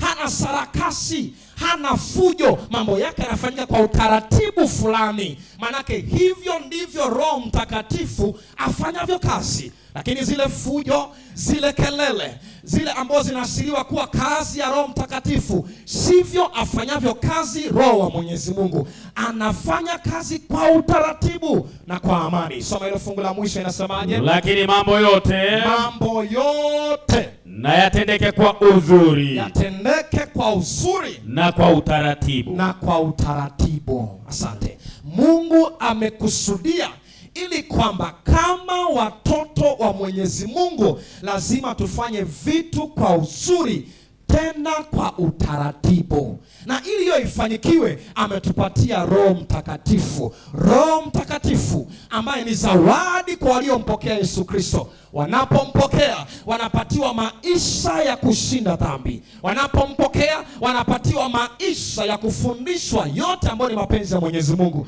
Lakini wanapompokea pia wanapatiwa karama za Roho. Kila mtu aina tofauti kama apendavyo Roho. Na karama moja ambayo tumeizingatia jioni hii ya kipekee, ambayo imenukuliwa vibaya, imetumika vibaya katika ulimwengu wa Kristo, ni karama ya kunena kwa ndimi. Kwa hivyo huo ndio ukweli wa Biblia, jinsi Roho Mtakatifu wa Mungu anavyofanya kazi. Huo ndio ukweli wa Biblia. Lakini jioni hii sitaki tu ili kwamba upate kuelewa ndiyo kazi yake, lakini nataka uelewe ya kwamba Roho Mtakatifu amepeanwa kwetu kuwa mshauri wa kipekee. Na leo ukiisikia sauti yake, usifanye moyo wako kuwa mgumu.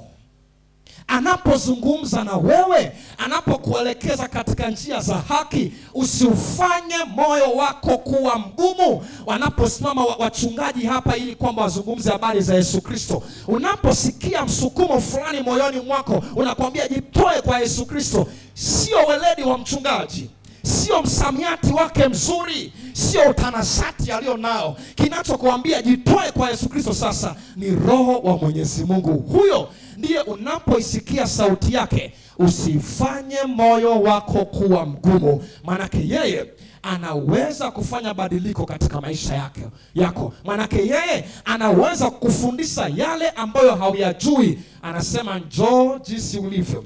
Lakini ukifika, huyo Roho Mtakatifu anayepeanwa atafanya badiliko la kipekee katika maisha yako. Mungu atubariki tunapoazimia kuisikiliza sauti ya Roho wa Mwenyezi Mungu katika mikutano iliyosalia. Mungu atubariki tunapoazimia kuhakikisha kwamba hatujaifanya migumu mioyo yetu Roho Mtakatifu anaponena nasi. Lakini Mungu atubariki pia tunapotumia karama ambazo Roho ametupatia kwa utukufu wa jina lake na kwa mibaraka ya wanadamu. Tunaomba.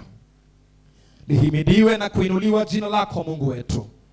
Asante kwa sababu ya zawadi ya Roho Mtakatifu ambaye ndiyo mwalimu wetu.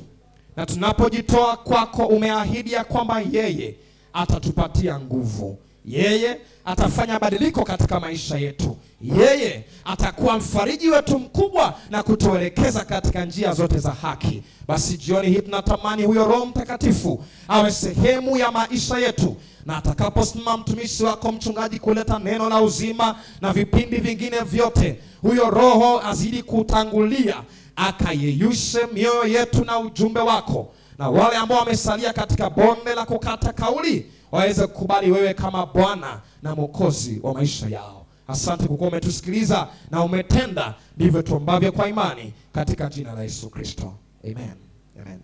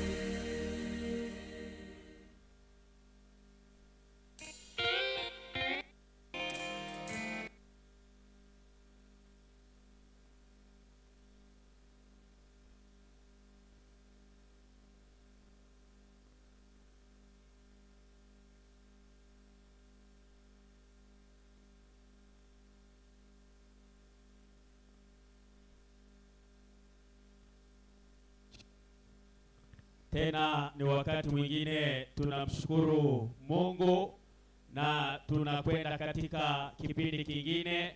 Tumishi wa Mungu Mchungaji Daktari Fadhili Samueli Lubua kutokea nchini Tanzania naingia Kibwetani tena kuchemka kwa ajili ya Bwana.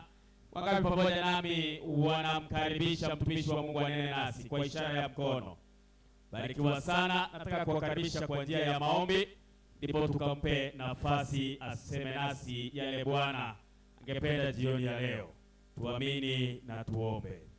Baba na Mungu wetu wa mbinguni, wewe uliye mwaminifu siku zote, wewe uliyeshuka mbinguni Yesu ukaja duniani kwa kifo cha uchungu na aibu, uchi wa mnyama msalabani ukatundikwa mbele ya mama yako na watu wote kwa ajili ya kumkomboa mwanadamu aliyekuwa amepotea katika lindi la dhambi. Sasa tumekuja tena katika viwanja hivi, umetupa nafasi siku nyingine. Tumewaka naenda kusimama kunena na watu wako.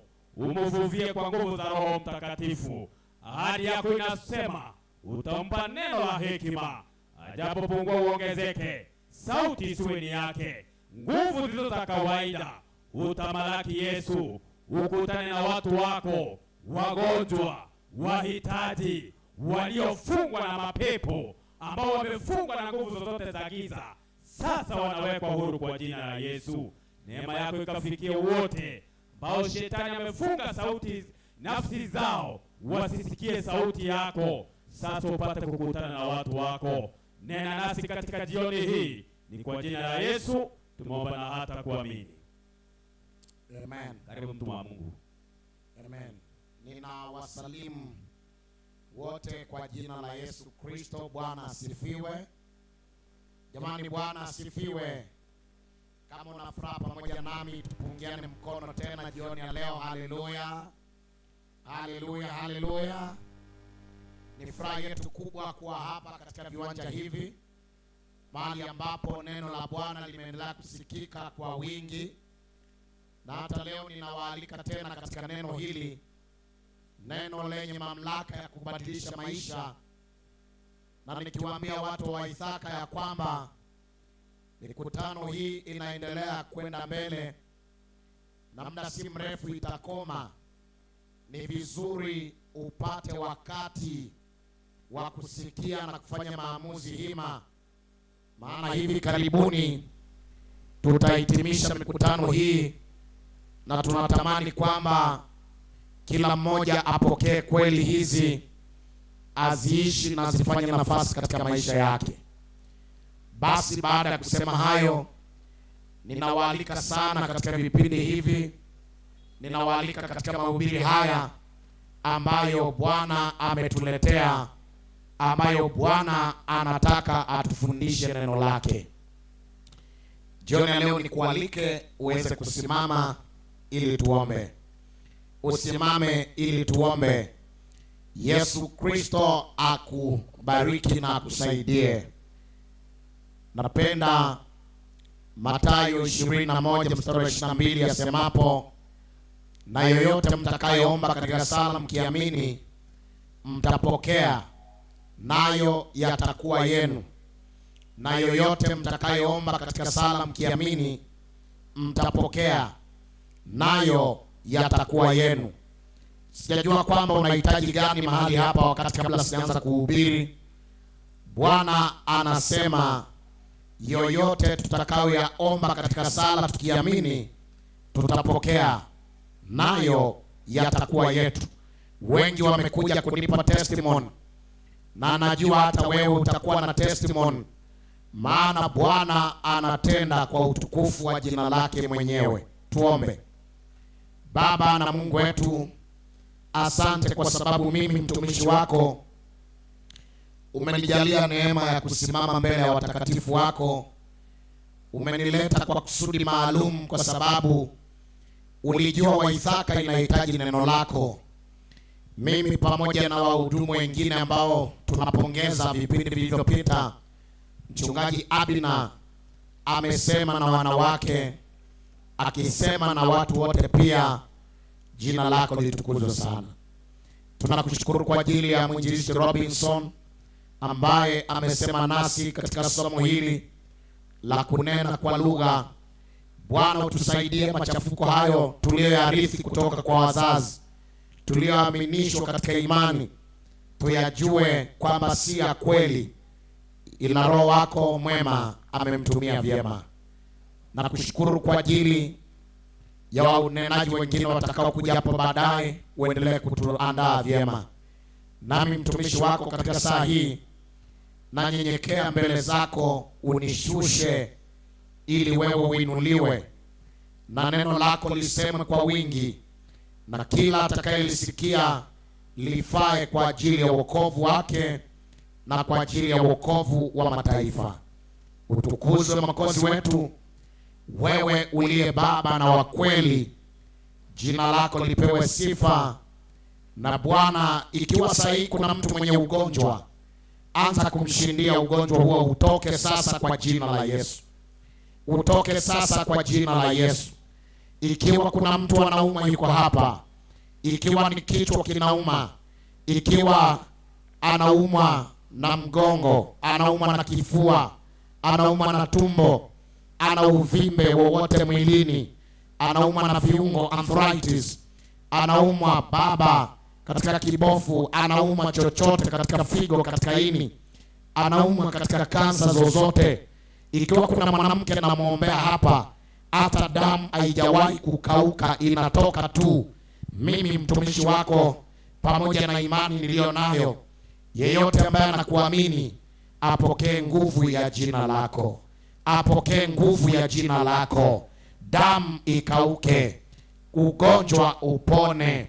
Ikiwa kuna mtu hapa ana nguvu za giza, mapepo yanayomfanya awe mjeuri, mkora, mapepo yanayomletea tamaa ya pombe, miadarati, mapepo yanayomletea nguvu za giza, Baba utusaidie. Wewe ni Mungu na hapana kama wewe. Wewe ni Alfa na Omega, mwanzo na mwisho, hapana mwingine kama wewe. Utusaidie basi Mwokozi wetu, ukae nasi katika siku ya leo, maana neno lako linataka kusemwa, mimi nipungue, wewe uongezeke. Yeyote anayeombea biashara akuone wewe. Yeyote anayeombea watoto wake ukawasaidie, wabadilike kitabia, wafanikiwe katika masomo yao, wawe watoto wanaoandaliwa kwa ajili ya uzima wa milele. Wale ambao wanaombea ndoa zao, wale ambao wanaombea mahusiano yanayozorota, wale wanaombea biashara, madeni, wale ambao wanaombea dhambi ambazo zimewatesa kwa siku nyingi, Baba utusaidie. Baba utusaidie. Kwako yote yanawezekana. Kwako yote yanawezekana. Asante Yesu, mimi niwe tu kama msumari wa kuining'iniza picha yako, na kushukuru kwa ajili ya ombi la ndugu yangu Makenzi ambalo linaniinua sana msalabani. Uwe nasi sasa kwa jina la Yesu Kristo, amen. Amen. Ndugu yangu Makenzi, leo vyombo umeviseti katika asilimia za pekee sana, na kama vikibaki tu hivyo utakuwa umenibariki sana. Mungu akubariki. Nashukuru sana Get the Point ambao wanakufikishia ujumbe, msikilizaji na mtazamaji ambaye unatusikiliza kutokea nyumbani, ambaye unatufuatilia kutokea pale ulipo njiani.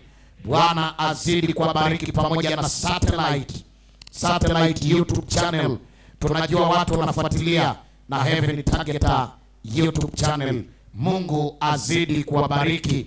Nimepokea salamu kutoka kwa Pastor Umeme Kaji. Nimepokea salamu kule Geita, Tanzania. Nimepokea salamu za mdogo wangu pekee Mchungaji Baraka Samuel Lubua, mdogo wangu pekee. Nyumbani tuko wawili, na yeye ni mhubiri wa Injili. Hata sasa na yeye anahubiri mahali, akawa ananiambia brother, nashukuru kwamba neno linanifikia Tanzania. Mungu azidi kukubariki. Napenda kushukuru pia kwa ajili ya kaka yangu pia ambaye ananifuatilia pale USA California, jiji la California, ndugu yangu brother Filipo Lubua. Mungu azidi kukubariki sana. Huyo ni cousin. Mungu azidi kukubariki sana. Nashukuru sana kwa ajili ya watu wanaofuatilia kule Dubai, kule Saudi Arabia, watu wanaofuatilia kule Kisii, watu wanaofuatilia ndani ya viunga vya Kenya, hata wengine kule Mombasa. Mungu azidi kuwabariki. Wengine wanafuatilia kule Uingereza, wengine wanafuatilia kule Turkey, Uturuki. Mungu azidi kuwabariki sana. Mahubiri haya yaendelee kuwa na nafasi ya wokovu kwa ajili ya watu wa Mungu. Hapa Nairobi tunabarikiwa, hapa Waithaka, katika jiji la Nairobi kuna mahali panaitwa Waithaka, mahali ambapo Wakikuyu wanakaa, mahali ambapo wao ndio wametamalaki kuliko watu wengine. Tunabarikiwa kuwa nao hapa. Ni waungwana, watu bora, watu waaminifu mbele za Bwana. Wamekuwa baraka mkubwa katika siku hizi za mikutano hii. Leo tunajifunza somo lisemalo dhambi isiyo sameheka. Dhambi isiyo sameheka. Dhambi isiyo sameheka. Nataka nikwambie, Biblia imetaja aina nyingi za dhambi, au watu wengi waliotenda dhambi, na hata sisi tunajua wako wengi waliotenda dhambi na walisamehewa. Walipoungama walisamehewa. Tunajua dhambi walizotenda wengi wakasamehewa. Labda nitatoa picha kidogo ya waliotenda dhambi, dhambi zikasamehewa. Na nataka nimwambie mtu wa Waithaka ya kwamba hata wewe katika dhambi unazotenda unaweza kusamehewa. Hata wewe unaweza kusamehewa. Lakini baadaye tutaangalia kipengele tu ambacho kinasema pamoja na dhambi zote kusamehewa, kuna dhambi moja ambayo mwanadamu hatasamehewa. Kuna dhambi moja ambayo mwanadamu hatasamehewa. Dhambi zote watasamehewa wanadamu, lakini kuna dhambi ambayo huyo atakayeitenda, akiitenda, hatasamehewa. Hatasamehewa. Na mimi natamani tuangalie kwa umakini fundisho hili. Nataka umakini mkubwa, linataka kila mtu avute taswira anapotafakari juu ya dhambi isiyosamehewa. Unajua, wengine wanafikiri dhambi hiyo inaweza kuwa ni nini. Tukitaja kwa moja au nyingine, watu wanaweza kutaja dhambi nyingine ikionekana kubwa, nyingine ikionekana ndogo, na kila mtu ana namna ambavyo anapangilia dhambi kwa kuita moja kubwa, nyingine ndogo. Kila mtu ana uwezo huyu ili alale naye, ili atende. Daudi alifanikiwa. Tunajua kwamba Daudi alifanikiwa, akaletewa mwanamke mrembo, akapewa mwanamke huyo mzuri ambaye ni mke wa mwanajeshi wake. Lakini Biblia inatuambia vizuri kwamba akapewa mwanamke yule, akaenda naye mpaka akaamua kulala naye. Na Biblia inatuambia, ukisoma katika kisa hiki, mwanamke huyu akapata mimba, akapata ujauzito, lakini mumewe alikuwa yuko vitani. Daudi akamuitisha, akaagiza kwamba akaitwe. Yule mwanaume akaitwa, akalazimishwa kuingia ndani kwake. Akasema, siwezi kuingia ndani wakati jeshi la Bwana liko wapi? Vitani. Akasema, siwezi nikaingia ndani.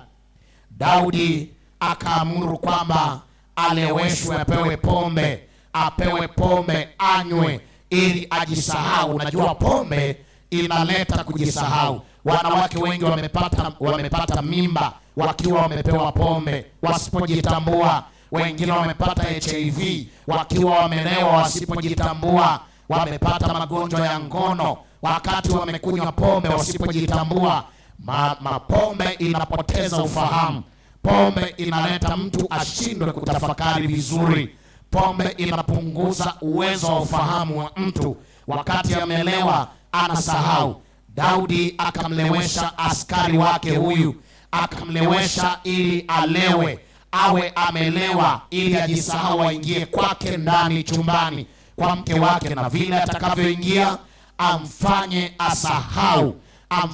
asahau hata kwamba alilala naye au hakulala naye. Kumbuka hapa, mwanadamu ambaye ni mfalme Daudi anajaribu kukwepa dhambi ile aliyoitenda. Anajaribu kusababisha kwamba huyu Uria aende alale na mke wake ili apotezee, kwamba huenda katika tarehe hizo ndio mimba iliingia. Lakini Daudi alishajua kwamba amempea ujauzito tayari, mke amempea mimba, mke wa Uria, amiri jeshi katika jeshi lake. Kisa hiki kinafahamika vizuri, na anajaribu kutoa summary fupi ya kwamba Daudi alitenda kosa la kwanza. Ndugu Mackenzie, ukitulia pale pale mimi tu nitabarikiwa. Kwa hiyo Daudi akatulia, akawaza kwamba tayari nimemtamani, nimechukua mke wa mtu wa Uria, nikamjaza ujauzito. Alafu baada ya kumjaza ujauzito, yani kosa la kwanza amezini naye, kosa la pili matokeo ya udhambi ile ya uzinzi ikaleta mtoto. Daudi anataka akwepe huyo mtoto ambaye alikuwa tayari ameingia katika tumbo la mke wa Uria. Anajaribu kumlewesha pombe. Kosa la tatu, Daudi anamlewesha pombe Uria ambaye hakuwa mlevi, ambaye hakutaka kulewa, amelazimishwa. Kosa la nne, Daudi anajaribu kutafuta uongo. Unajua dhambi moja inadhaa dhambi nyingine, na tunasema dhambi ni uasi wa sheria. Dhambi ni kwenda kinyume na utaratibu. Daudi akatenda kosa la nne, akamdanganya Uria. Lakini unajua haya yote yalitokea. Biblia inatuambia, najaribu kutoa huyu mwanaume anaitwa Daudi ametenda makosa mpaka hapa tunaona ni makosa manne. Ametenda makosa manne. Amezini, ameweka mimba, sasa anadanganya, anataka lete ulaghai. Lakini ni kosa la tano ambalo anachofanya ambalo ni kosa kubwa sana. Anafanya kosa la kumlewesha mtu, anampa pombe. Na Biblia inasema katika Ezekieli 2:15, ole wake yeye ampaye ndugu yake kileo, ole wake amleweshaye ndugu yake, ampaye ndugu yake kileo, huyo amepewa ole. Nafikiri tunaendelea kufuatilia. Ikiwa unampa mtu kileo na kutia sumu ndani yake, ole wake ampaye ndugu yake kileo, anayemlevya na kumfanya ajisahau na kupotea. Kosa na dhambi ya Daudi kazidi kuongezeka. Biblia inatuambia Uria alipopewa pombe hakuingia tena ndani. Natamani kila mtu atafakari pamoja nami. Yaani Daudi amempea mwenzake pombe ili aingie ndani kwa mwanamke, lakini tunaambiwa kwamba hakuingia. Aliendelea kubaki, akakaa nje ya lango hata asubuhi. Kitendo cha kukaa kwenye lango hata asubuhi badala ya kuingia ndani kama ilivyotajiriwa baada ya kulewa, kikamfanya Daudi awaze dhambi ya tano. Naomba kama unaandika uandike hayo makosa matano mfululizo ya Daudi akawa amewaza moyoni mwake kwamba anataka Uria afe ili ajiondoe katika aibu hiyo. Akawaambia askari wa vita, nendeni na mtakapoona kwamba vita imepamba moto, mumweke Daudi, anasema mumweke Uria sehemu ya mbele, awekwe mbele ili afe, na anatakiwa afe ili kesi isionekane kwa huyu anaitwa Daudi. Daudi kama mfalme anajizuia kwamba kosa lake lisionekane, anajitetea, anaficha dhambi zake, anajaribu kuficha kosa lake. Lakini tunaona kitendo kimoja cha dhambi kilizaa dhambi nyingine nyingi. Hebu kama unanifuatilia punga mkono namna hii. Jamani, haleluya. Hivi kuna watu hapa kweli? Hebu nisikie amina kubwa. Jamani, tuseme tena amen.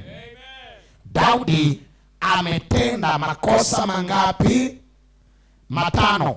Nimesema kosa la kwanza, tamaa. Akamtamani. Alipomtamani akazini naye. Alipozini naye akatafuta mbinu za kusema uongo, anajitetea kwa kusema uongo.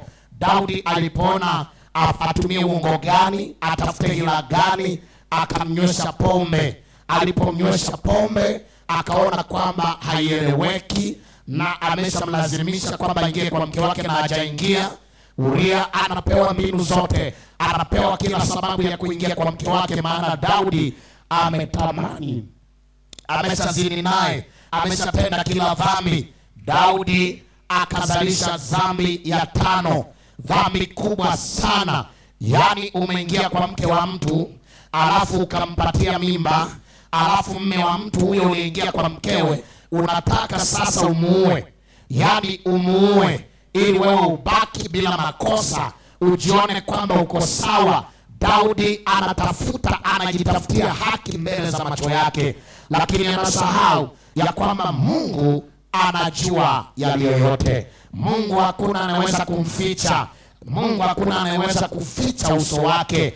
Ndiye Daudi baadaye alipopata fahamu, anaandika katika kitabu cha Zaburi, anasema toka mbinguni Bwana anachungulia aone kama atamuona mtu mwaminifu hata mmoja mbele za macho yake. Ninataka nikwambie, hakuna dhambi utakayotenda ambayo Mungu hataiona. Hakuna kosa utakalotenda la kumficha uso wa Bwana. Daudi alidhani kwamba anaweza akamficha Yesu Kristo, akamficha Mwokozi wake kosa. Na ndio maana nikakwambia dhambi ya Daudi unaweza kuiona kwamba ni kubwa sana.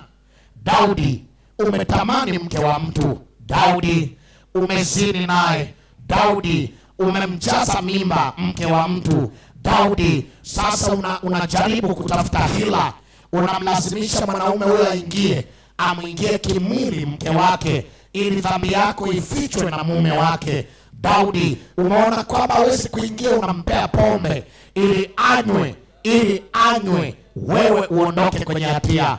Daudi umeona kwamba hajanywa pombe, Daudi tena unarudi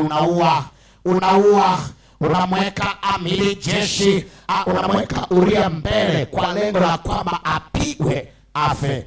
Ni kweli Uria alikufa, lakini dhambi ya Daudi haikuondoka. Ndio maana bado tunasema dhambi haiwezi kufutwa kwa jambo lolote lile, haiwezi kufutwa kwa ujanja, kwamba kanisa halijui, mchungaji hajui, marafiki hawajui, mke wako hajui, mme wako hajui, watoto hawajui, kwamba ukadhani uko salama. Hata kama hawajui, Yesu Kristo Mwokozi wetu anajua. Dawa ya dhambi ni kuiungama, dawa ya kosa ni kuomba msamaha.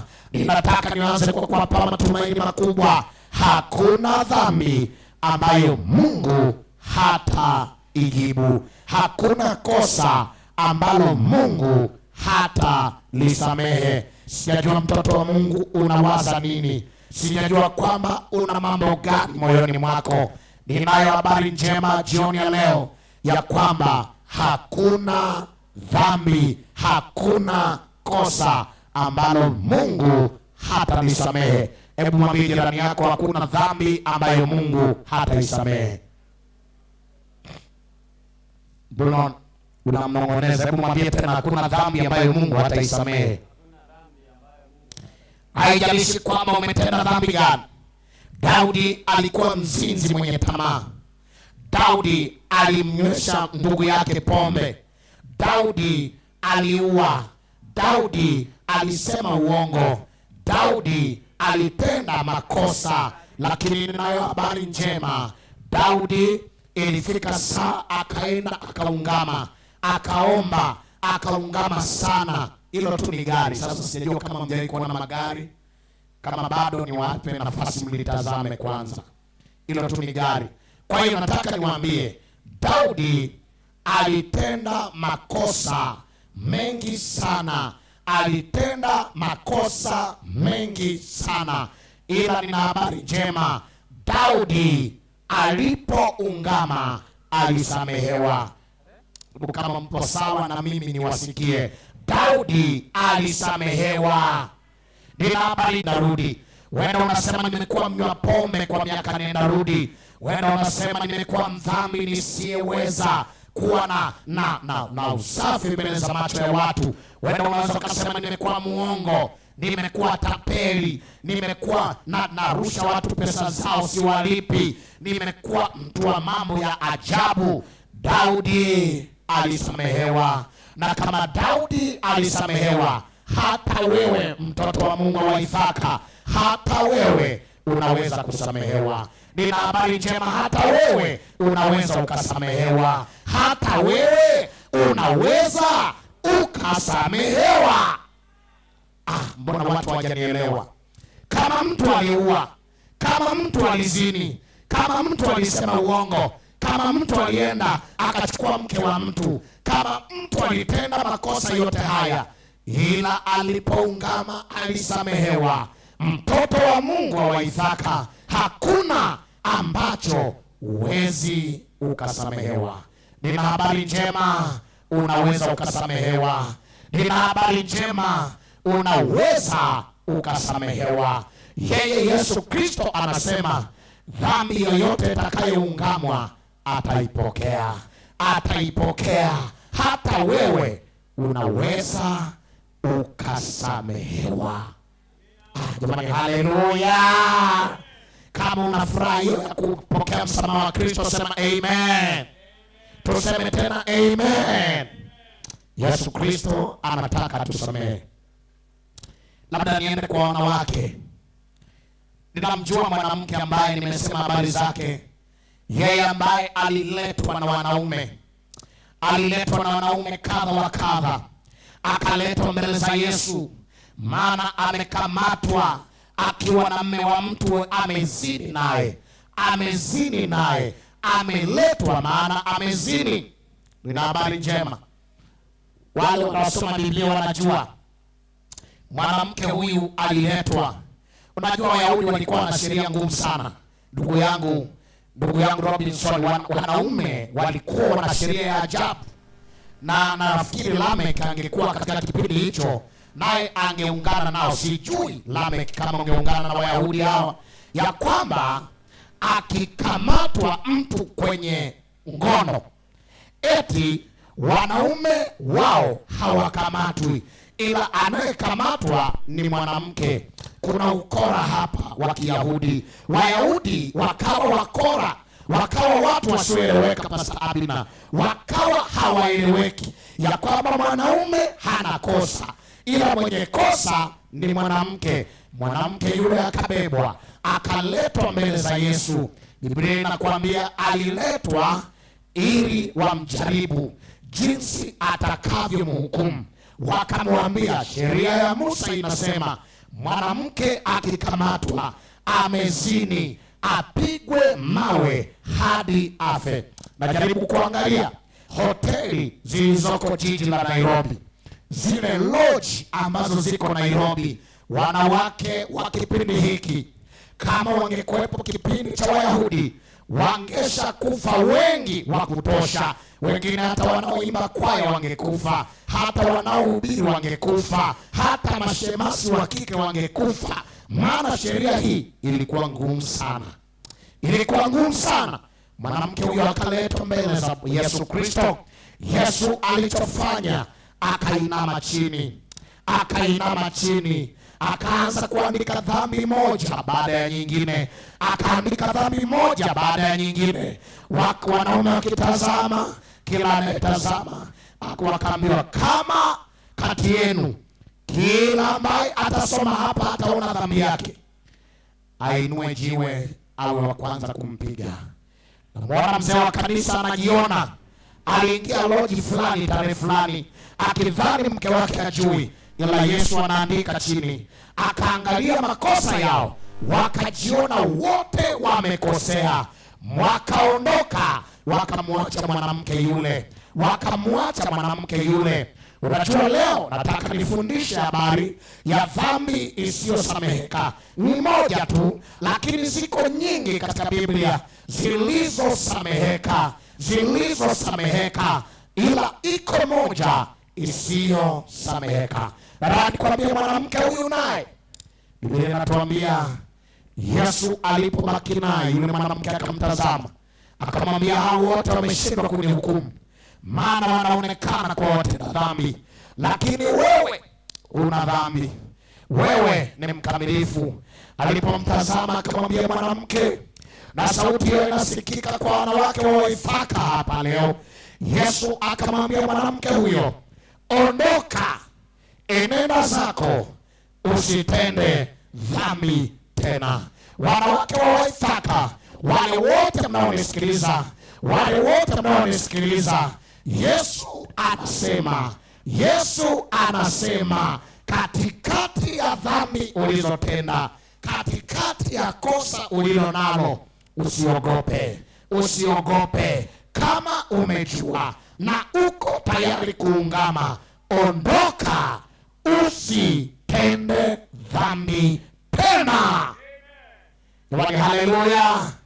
Yesu anasema, na wanaonisikia kutoka vilabuni, anawaambia sawa, mmekunywa pombe over 10 years, over 5 years, ndio mmekunywa pombe kwa muda mrefu, ndio mmetumia mihadarati kwa muda mrefu, ndio makosa hapa na pale ya uasherati, makosa ya ukora, makosa ambayo ulifikiri kwamba hayasameheki.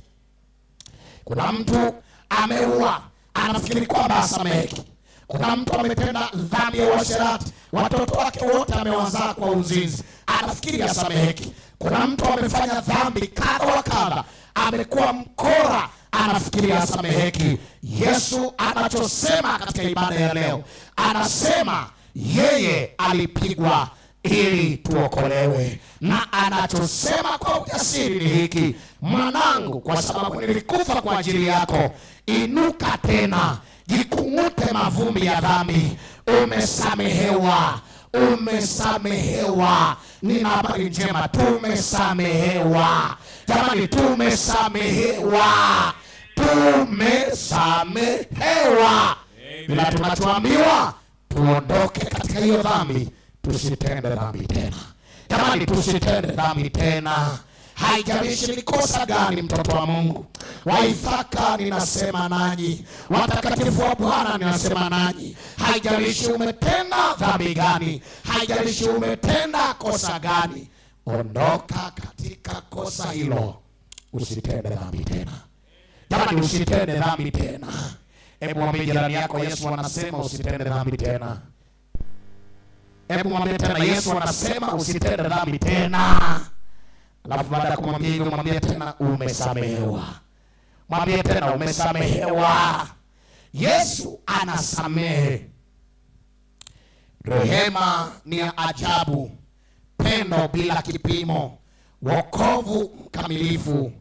Yesu unayesamehe watoto wako, Yesu unayetuinua katika dhambi, Yesu ambaye hujawahi kukosea, Yesu ambaye unatenda hata kusamehe. Nisamehe mimi ninayehubiri, wasamehe watoto wa Waithaka. Yesu anasamehe. Yesu alimwona yule ambaye amekaa miaka 38, akamuinua sabato ile, akamwambia ondoka, umesamehewa dhambi zako. Yesu akamsamehe dhambi yule aliyeletwa na kuingizwa ndani ya dari, akamwambia ondoka, umesamehewa dhambi, usitende dhambi tena. Ninamjua Yesu ambaye anatusamehe dhambi. Ninamjua Yesu ambaye rehema ya damu yake, kwa kupigwa kwake sisi Waithaka tumepona. Waithaka tumepona. Waithaka tumepona. Hakuna cha dhambi ya ukoo, hakuna cha matendo ya ukoo. Labda nimwambie mtu mmoja, ndugu yangu Makenzi, soma Kutoka 20 fungu la 6. Soma Kutoka 20 fungu la 6. Watu wametishiwa, si kuna laana za ukoo, si kuna dhambi za ukoo. Wachungaji wanatumia hiyo opportunity. Anakuangalia, anasema kuona upati mtoto kwa sababu ya dhambi ya ukoo, upati kwa sababu si ya kosa la ukoo. Wakora wanaotaka pesa. Hakuna dhambi ya ukoo wala dhambi ya kitu gani. Tukija kwake Yesu, na tukiungamia wazazi wetu walio wazi na hai. Huwezi ukarisi dhambi za mababu na huko na mababu. Wewe mwenyewe katika maisha yako unaweza kuungama kwa mwanadamu mwenzako, ama ukaungama mbele za Mungu. Vinginevyo hakuna urithi katika dhambi, maana Yesu amelipa bei, tunawiwa naye. Dhambi ilitia wa, ila yeye ameiondoa. Jamani, haleluya. Hebu soma fungu hilo linasemaje? Matendo ya Mitume. Matendo ya Mitume. Nimesema Mwanzo, Kutoka 20 fungu la 8. Brother, mbona umenitenda hivi? Kutoka 20 fungu la 6. Tusome pale. Samahani, Biblia Takatifu inasema. Sawa rafiki yangu, twende. Ndio. Nami na warehemu maelfu. Nami na warehemu maelfu wanipendao, wanaonipenda na kuzishika amri zangu. Hebu rudia fungu hili. Nami na warehemu, ninawarehemu maelfu wanipendao, wale wanaonipenda, na kuzishika amri zangu. Sikiliza nikwambie, watakaopatilizwa. Hebu soma fungu la 5 na la 6 ili nitengeneze concept hii. La 5 linasemaje? Usivisujudie wala kuvitumikia. Usivisujudie wala kuvitumikia. Kwa kuwa mimi Bwana Mungu wako ni Mungu mwenye wivu. Ni Mungu mwenye wivu. Na wapatiliza wana maovu ya baba zao. Hata kizazi cha 3 na cha 4 cha wanichukiao. Nami na warehemu maelfu wanipendao, na kuzishika amri zangu. Usilitaje bure. Ishia tu hapo. Nami na warehemu maelfu wanipendao, na kuzishika amri zangu. Ikiwa unahisi kwamba ukoo wenu ni ukoo wa mateso, ukoo wa dhambi, huenda wote ni walevi, huenda wote ni wanzinzi, huenda kwenu mna roho ya kuua, huenda kwenu mna madhambi ambayo wamerisi baba, wajukuu na watoto, usiingie katika laini hiyo ya moto. Usiingie katika ukosi wa kiukoo. Chagua leo kumpa Yesu maisha yako, maana Yesu anasema, nami na warehemu maelfu wanipendao, na kuzishika amri zangu. Yani rehema ni ya bure. Sio lazima utoe sadaka sijui za kukomboa ukoo. Sio lazima utoe sadaka sijui za kukomboa watoto. Ni swala la familia yako wewe mwenyewe kuchagua kwamba hii laini ya moto hatutaikanyaga, ila sisi tumechagua sasa kumpokea Yesu mwenye rehema. Yeye ataturehemu sisi miongoni mwa maelfu wanaompenda Kristo na kuzishika amri zake. Jamani, haleluya. Wapendwa, haleluya. Hatuna haja kwenda kuchinja mbuzi, sijui kuchinja kuku, sijui kuchangia ng'ombe ya kukomboa ukoo. Wakikwambia, waambie kuna damu ya mwanaume mmoja anaitwa Yesu Kristo, alimwaga damu, na huyo anatukomboa, na huyo anatosha, na hakuna haja ya kafara ya kuondoa sijui mkosi wa kiukoo. Dawa ya kutokana kwenye laini hiyo ya shida, mateso na huzuni ni kumpa Kristo. Rehema yake itatutosha. Tukimpa Yesu maisha yetu, rehema yake inatosha. Amen. Jamani, haleluya. Na kuna wengine wanaangalia pastor, wanasema sisi kila mwaka lazima ng'ombe aanguke, mbuzi, lazima mnyama fulani aneneo maneno na wazee. Yesu ni mzee wa siku, damu yake ni ya thamani. Yeye ni baba wa ulimwengu, yeye ni kamanda wa yote. Ukimpa maisha yako, anasema nami na warehemu maelfu wanipendao, na kuzishika amri zangu. Ikiwa unahitaji rehema yake, sio lazima uungane na wanadamu kutoa kafara. Kafara ni moja tu. Anasema Waibrania, alikufa mara moja kwa ajili ya dhambi za watu wote. Alikufa mara moja kosa letu, makosa yetu, alipigwa mara moja, ili kwa kupigwa kwake sisi tupone. Jamani, haleluya. Wapendwa, haleluya. Hebu niona wale ambao wanaiamini damu ya Yesu kama fidia. Ninataka niongee na watu walioko mtandaoni, watu wanaonifuatilia kutokea hapa. Kumekuwa na kesi na shida, watu wanaishi katika line ya kutegemea makafara. Kumbe kuna kafara ya kafara zote. Kumbe kuna mfalme wa wafalme wote, mganga aliyemaliza tunguli zote, Yesu Kristo, simba wa kabila la Yuda. Wote watakao mpokea atawapa rehema, atawakomboa, atawaweka huru. Jamani, haleluya. Wapendwa wa Bwana, haleluya. Kama unajisikia kukombolewa kwenye matambiko na ardhi yote iliyolaaniwa na Yesu Kristo damu yako, punga mkono pamoja nami. Haleluya. Amen. Amen. Amen. Leo somo letu linajaribu kukata kila kona, likijaribu kutafuta kwamba dhambi za ukoo au ulizotenda wewe au ambazo umetenda, ziwe mbaya kiasi gani, ziwe kubwa kiasi gani. Hata wachungaji wanakuambia kama uliona na mke wako bila kuwa mmefunga ndoa, lazima mtoe sadaka ya kukomboa ndoa yenu. Waambie wewe huna mamlaka. Sadaka ni moja, msamaha ni mmoja, na Yesu alijitoa bure bure bure bure, na hata mimi atanisamehe. Kama mchungaji atakusamehe, Yesu atakusamehe. Kama yeye ataendelea kushikilia masadaka sije ukombozi, mwambie sadaka ni moja, Yesu Kristo, sadaka ya sadaka zote, fidia ya fidia zote. Msiteswe, Yesu amekufa mara moja, sadaka ya ulimwengu mzima. Jamani, haleluya. Jamani, haleluya.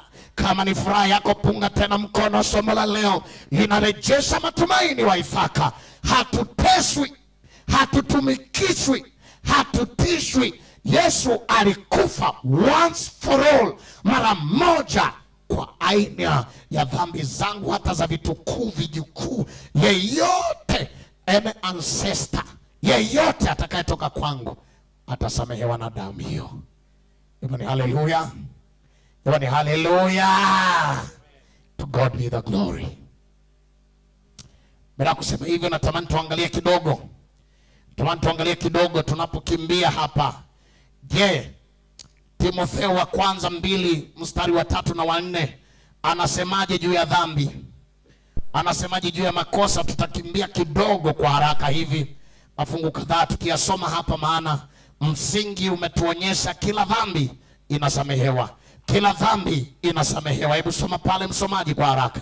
Timotheo wa kwanza 2:1. Nimesema Timotheo wa kwanza 2:3 na 4, Mr. Mackenzie. Hili ni zuri. Nalo la kubalika mbele za Mungu Mwokozi. La kubalika mbele za Mungu wetu Mwokozi. Ambaye hutaka watu wote waokolewe na kupata kujua yaliyo kweli. Endelea fungu la 4. Fungu la 4 linasema ambaye hutaka watu wote waokolewe. Yesu anataka watu wote waokolewe, na ndio maana alikufa ili watu wote waokolewe. Hebu twende mbele uangalie waraka wa kwanza wa Yohana 3 fungu la 4. Dhambi hazituzuii kuokolewa. Yesu anataka watu wote waokolewe.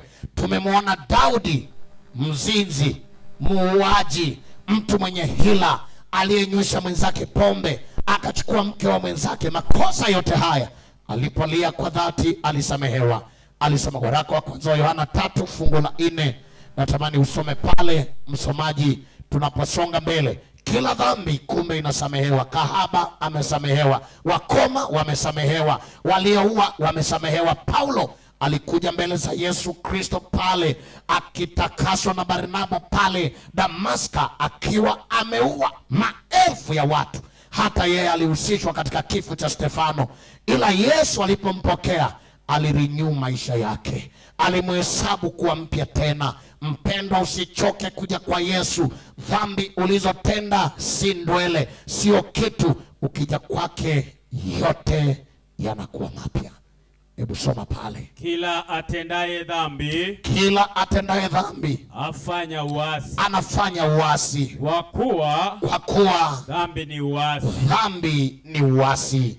Dhambi inatajwa kwamba ni uasi. Dhambi ni kukosea. Dhambi ni kwenda kinyume na Bwana. Kila atendaye dhambi anahesabiwa kwamba ni muasi. Tumeangalia katika kazi ya Roho Mtakatifu. Nataka nikwambie, ndio maana tunasema watu wabatizwe. Maana ukibatizwa, tuliona hata ilivyofundishwa siku zilizopita katika Mathayo 3, ile sura ya 3 ya Mathayo, tutasoma sana mstari wa 13 hadi 17. Yesu Kristo, labda unisaidie kusoma fungu la 17 la Mathayo 3. Yesu Kristo alipobatizwa, ni nini kilitokea maishani mwake?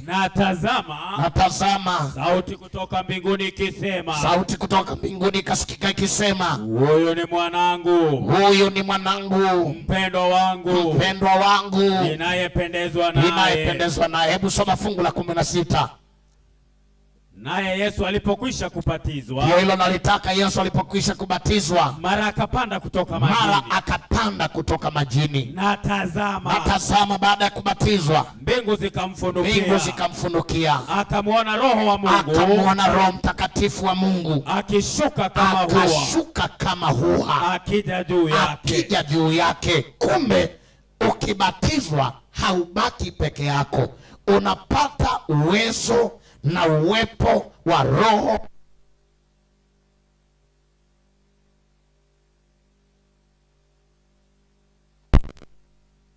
Wale lo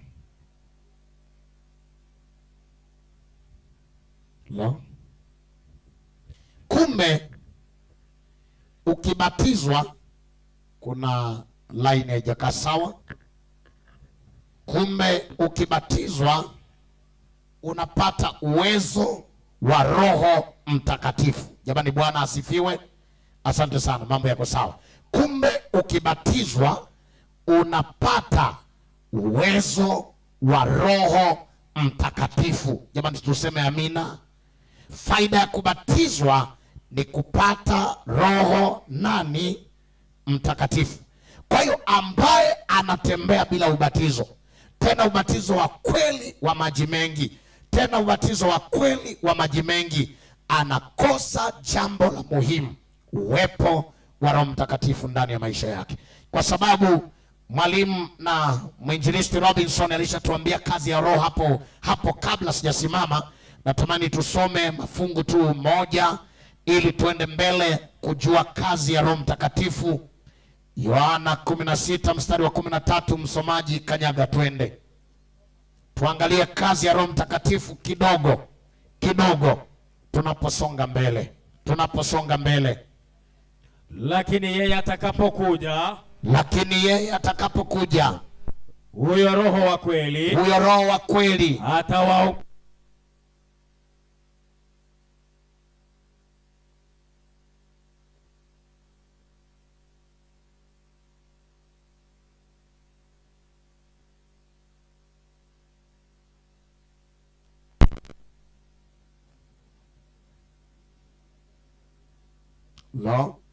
uliye mtandaoni utuie radhi, tunaendelea mbele, ni changamoto ndogo ila tuko sawa.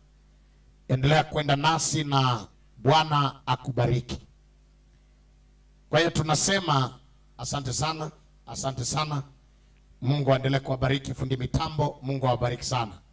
Hapo mambo yako sawa, tuendelee mbele. Kwa hiyo Biblia inasema, hebu rudia tena Yohana 16 mstari wa 13. Hapo microphone iko sawa na Mungu aendelee kuwabariki. Hebu soma pale msomaji.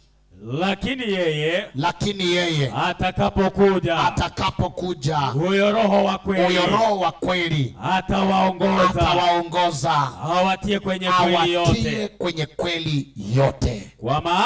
Kwa maana hata nena kwa shauri lake mwenyewe, lakini yote atakayoyasikia atayanena, na mambo yajayo atawapasha habari yake, atatupasha habari zake.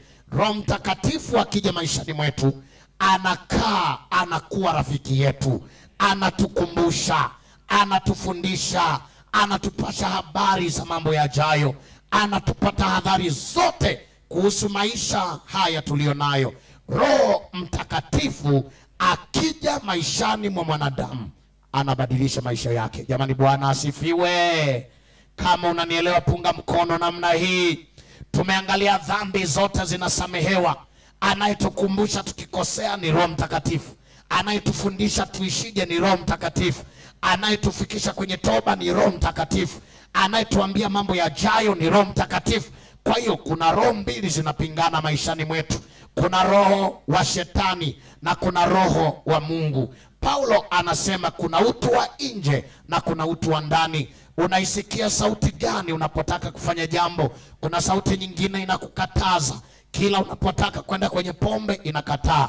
Ukitaka kuingia kwenye loji inakataa. Ukitaka kuiba inakataa. Ukitaka kuua inakataa. Hiyo sauti inanong'oneza kwa upole, inasihi kwa upole. Hiyo sio sauti nyingine, ni sauti ya Roho mwema, Roho Mtakatifu wa Bwana. Tuseme amen. Sambamba na hizo ziko roho za mapepo wachafu. Iko roho ya shetani. Unataka kuacha dhambi, yenyewe inakuchukua kwa haraka, inakuchukua kwa shuruti, inakuelekeza haraka haraka, inataka ipotee. Na ngoja niwaambie, wale watu wanaopiga simu, sijajua kama huku Kenya wapo, maana naenda mbele na kukuambia jambo la muhimu. Siku moja Bwana Robinson, nikapigiwa simu na pepo wachafu, wanadamu wanaotumiwa na pepo wachafu, wakora. Sasa wakanipanga, sijui alinijuaje, akanipigia simu, halo, nikasema halo, wewe ni Daktari Fadhili Lubua? Nikasema ndio. Sasa mimi bwana naitwa Emmanuel James. Nikamwambia ndio, nakupata Emmanuel. Daktari, habari? Akaniambia niko sawa. Nikamwambia lakini mbona sauti yako leo iko hivi? Akaniambia shida, mambo haya na yale. Akapiga halo, ananiharakisha. Akaniambia sikiliza, nina mradi, uko Tanga ama uko Arusha? Akaniambia niko Tanga. Nikamwambia niko Tanga. Akasema hapo ni rahisi sana, maana nataka uchukue mzigo hapo. Na kumbe walishanichora, wakajua nilipo, kila kitu wameshanipangia kila kitu. Sasa ni simu inaendelea. Angalia shetani anavyohangaika kukuambia vitu kwa haraka. Wakaniambia Robinson, unajua na hii kuna shida ya hela. Hii shida ya hela. Nikafikiri hii shida inaisha, sasa inaisha. Nikaambiwa sikiliza daktari. Nikasema naam. Kuna mzigo uko hapo kwenye supermarket ya jeshi. Nenda ukachukue zile kuna bomba fulani hivi za kufanyia irrigation, za kufanyia umwagiliaji. Ziko hapo bomba ambazo zimenunuliwa kwa milioni 25. Na sasa wewe unatakiwa uende ukazitoe hapo kwenye supermarket hiyo, utuletee. Na utuletee, utakuta gari jeusi nje ya supermarket. Na ukifika utachukua tu hiyo risiti ya hizo bomba. Sisi tunakwepa kuingia kwa sababu tuliwaambia kwamba atakuja tajiri, na tajiri hayupo. Kwa hiyo tunakuchukulia wewe kama mtoto wa tajiri. Nikasema sawa, ukifika hapo hamna cha kutoa chochote, wewe nenda uchukue. Nikasema sawa. Nikaenda, nimebeba simu yangu, nimebeba tu na nauli kidogo, nikaenda nikachukua. Sasa nikifika hapo kwenye geti, nataka kuingia, mlinzi pale akaniambia leta ID. Pale maana supermarket ya jeshi. Nikampatia ID, akachukua ID, akaitazama, akaniambia haya, basi pita uende kwa supermarket. Nikiwa ndani nikamwambia sasa niko supermarket, naenda mpaka wapi? Wakaniambia umefika kwenye supermarket. Sasa toka.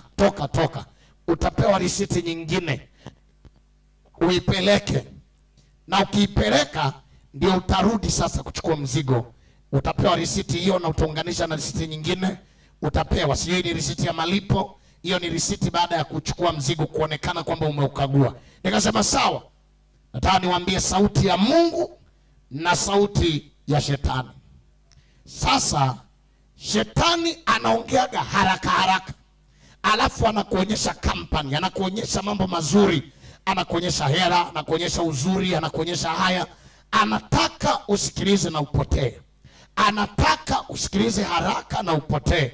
Ila kuna sauti inayobembeleza, sauti ya upole, sauti ambayo ukiisikia utaokolewa. Jamani, Bwana asifiwe sana. Sauti hizo zinaendelea maishani mwetu. Sijui wewe unasikiliza sauti gani? Sasa nisikilize hili. Robinson, inawezekana leo ningekuwa sihubiri hapa. Baada ya kwenda gari nyeusi nzuri, nikapanda, nikaambiwa haya, ingia hapa tukupe risiti.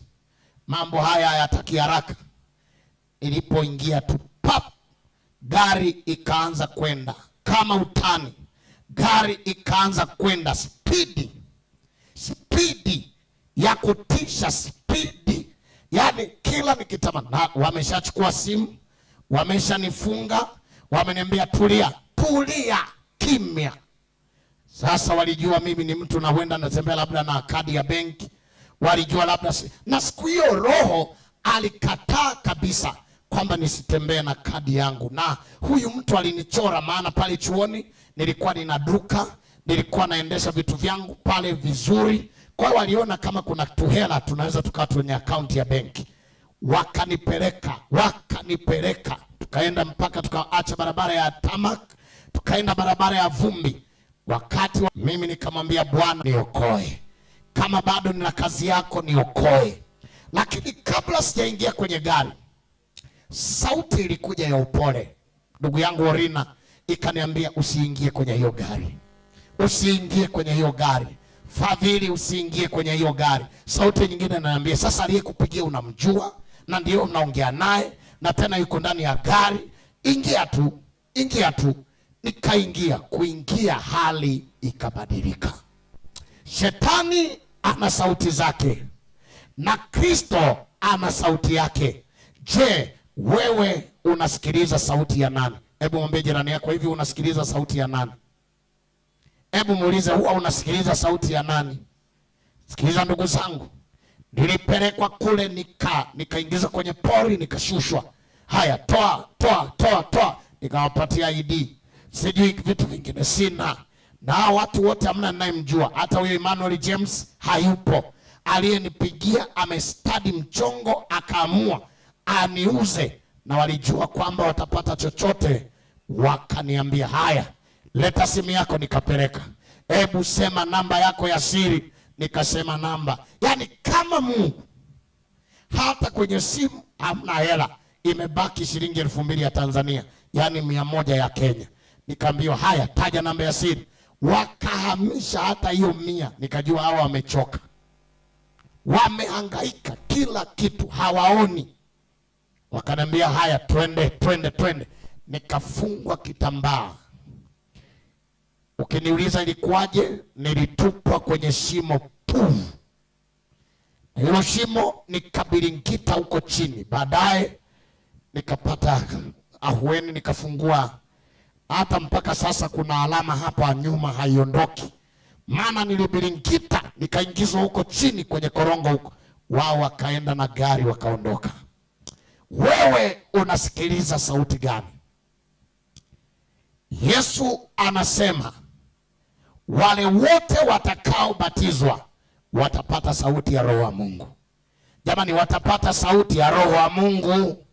Huyo atawashauri, atakaa nao. Hebu hiyo Yohana 14:26 fungu letu ambalo linatuongoza katika dakika chache hivi zilizosalia tunapoenda katika mguso wa hitimisho wa ibada ya leo. Naomba unisomee pale. Nami nitamuomba Baba. Naye atawapa msaidizi mwingine. Ili akae nanyi hata milele. Habari ya dhambi nyingine zote tumeona kwamba ushahidi upo wa watu waliosamehewa, lakini kuna dhambi mpendwa ya kukufuru sauti ya Roho Mtakatifu. Jambo la kwanza, kutokubali kumpokea. Lakini jambo la pili, anapokaa ndani yetu na tumkaidi mara kadhaa katika maisha yetu. Ningekuwa na wakati ningechambua mambo haya kwa kina. Ila natamani msomaji utusomee kitabu cha Mathayo 12 mstari wa 30 hadi 32. Msomaji kanyaga twende. Mathayo 12, Matthew 12 mstari wa 30 hadi wa 32. Marko pia anasema habari hizi, lakini natamani tumtumie Mathayo. Mathayo anasemaje pale? Mtu asiye pamoja nami, mtu asiye pamoja nami. Mathayo 12:30, endelea twende. Mtu asiye pamoja nami, mtu asiye pamoja nami yu kinyume changu, yu kinyume changu. Na mtu asiyekusanya pamoja nami, mtu asiyekusanya pamoja nami utapanya, utapanya. Kwa sababu hiyo nawaambia watu wa Waithaka, kwa sababu hiyo nawaambia, kila dhambi na kila neno la kufuru watasamehewa wanadamu. Sikia, kama umezini ukienda kwa Yesu utasamehewa. Kama umeiba utasamehewa. Kama uliua utasamehewa. Kama ni uongo utasamehewa. Chochote ulichotenda utasamehewa, bali ila kwa kumfuru. Hapo Kiswahili kinatoroka au kinaenda wapi? Kinatoroka, samahani. Hebu kirudie vizuri pale Makenzi leo. Amina. Ila kwa kumfukuru ila kwa kumkufuru roho hawatasamehewa. Dhambi zote watasamehewa wanadamu, hata kama ni ukora wa aina gani, hata kama ni pombe umekunywa lita ngapi utasamehewa. Chochote utasamehewa, ila kumkufuru roho hutasamehewa. Swali ni hili, kumkufuru roho ni nini? Mafungu machache napotaka kuachilia somo hili katika siku ya leo. Je, kumkufuru roho ni nini?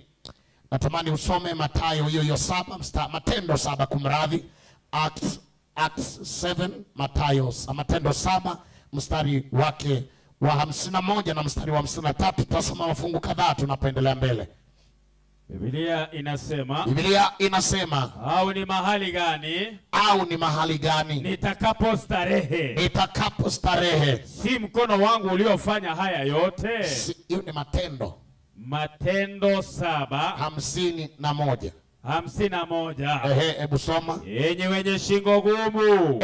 wenye shingo ngumu, msiotahiriwa mioyo wala masikio, siku zote mnampinga Roho Mtakatifu kama baba zenu. Tulia pale, anasema walio na shingo ngumu, wenye masikio yasiyosikia na kuelewa, ambao mahubiri yatatolewa, visa vitatolewa, kweli zitasemwa, lakini bado wataikufuru na kuikataa sauti ya Roho wa Mungu.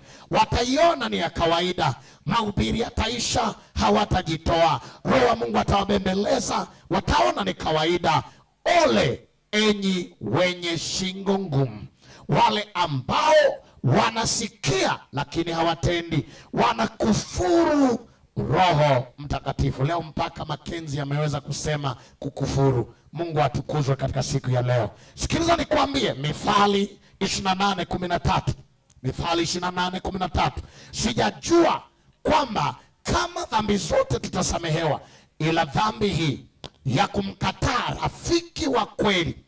Mithali 28:13, soma pale. Afichaye dhambi zake hatafanikiwa, bali yeye atakayeziungama na akaziacha atapata rehema. Tuseme amen. Yaani tuseme amina. Aungamaye dhambi akaziombea msamaha, akaamua kuziacha, atasamehewa, atapata rehema. Jamani, atapata rehema. Jamani, atapata rehema. Ila yeye anayekaidi. Unajua dhambi inasemwa kwa mahubiri haya, ukweli unasemwa kwa mahubiri haya, lakini wako ambao hawataungama, hawataomba msamaha. Ole wao hao, maana watasikia. Kwa hiyo aina ya kwanza ya watu wanamkufuru Roho ni wale ambao wanamkataa kama tulivyosikia, wanamkaidi kama tulivyosikia, lakini aina nyingine ni ya wanaoficha dhambi zao, wanaozificha. Lakini wale ambao wanaahirisha uamuzi, nitasoma fungu moja tu, Waebrania 3 fungu la 7, Waebrania 3 fungu la 7 na la 8. Wale wengine mtasoma kwa muda wenu, labda mtasoma na fungu la Zaburi 95 fungu la 7 na la 8. Anza Waebrania 3 fungu la 7, Waebrania 3 fungu la 7 na la 8. Msomaji kanyaga twende. Kwa hiyo kama anenavyo Roho Mtakatifu, leo kama mtaisikia sauti wala yake, sio kesho, leo kama mtaisikia sauti ya Roho Mtakatifu, msifanye migumu mioyo yenu, msije mkafanya roho zenu kwa ngumu, kama wakati wa kukasirishwa, siku ya kujaribiwa katika jangwa. Hebu soma Zaburi ya 95 mstari wa 7 na wa 8. Wako watu wanaoahirisha. Roho anasema leo. Jamani, leo anasema lini? Jamani, Roho anasema lini? Hebu mwambie jirani yako, Roho anasema leo. Alafu ukimaliza mwambie leo. Wokovu ni leo.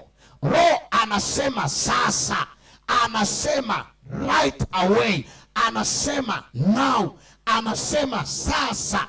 Wokovu ni sasa. Jamani, wokovu ni sasa. Ikitokea ukazidharau sauti hii, maisha yako yakakoma, ukalala kwenye mavumbi, Yesu akaja akakukuta bado kwenye dhambi, ndiyo maana halisi ya kumkufuru Roho Mtakatifu. Jamani, ndiyo maana halisi ya kumkufuru nani? Roho. Fungu hilo litasomwa kesho. Nitamalizia mafungu mengine machache, uniruhusu niishie hapo itakaposoma Zaburi ya 95 fungu la 7 na la 8.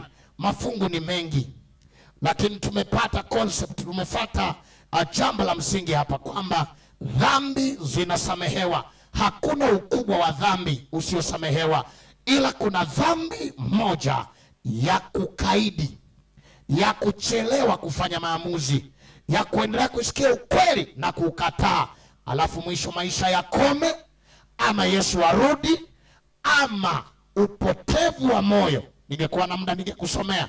Moyo una kawaida ya kusikia roho wa Mungu, baadaye moyo unapata usugu kabisa, unakuwa hausikii, unapata ganzi, hausikii tena sauti ya Roho Mtakatifu maishani mwako. Leo wakati bado Roho yupo, hata kama umekunywa pombe, lakini Roho anakusisitiza. Hicho kinachosemwa ni neno la Mungu. Wakati Roho yupo anakuambia acha dhambi, hiyo imesemwa katika maandiko ni dhambi. Wakati sauti ya wokovu inasikika leo, usifanye moyo wako kwa mgumu. Jamani, haleluya.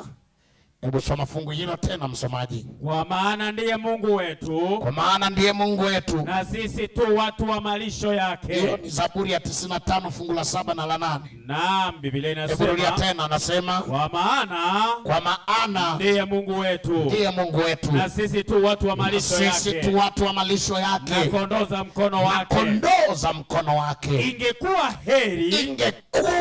heri watu wa Waithaka leo msikie sauti yake. Msikie sauti ya Bwana. Msifanye migumu mioyo yenu. Msifanye mioyo migumu. Kama vile huko Meriba. Kama siku ya Masa jangwani. Siku ile ya Masa jangwani. Ngoja nikwambie, tunapoenda kuomba, Yuda alikataa sauti ya Roho.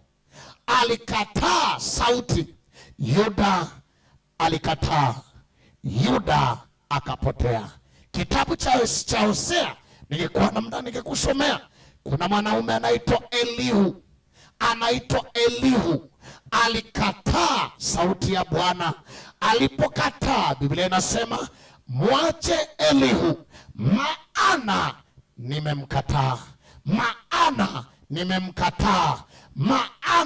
nimemkataa. Kabla hujakataliwa, mpokee Yesu leo.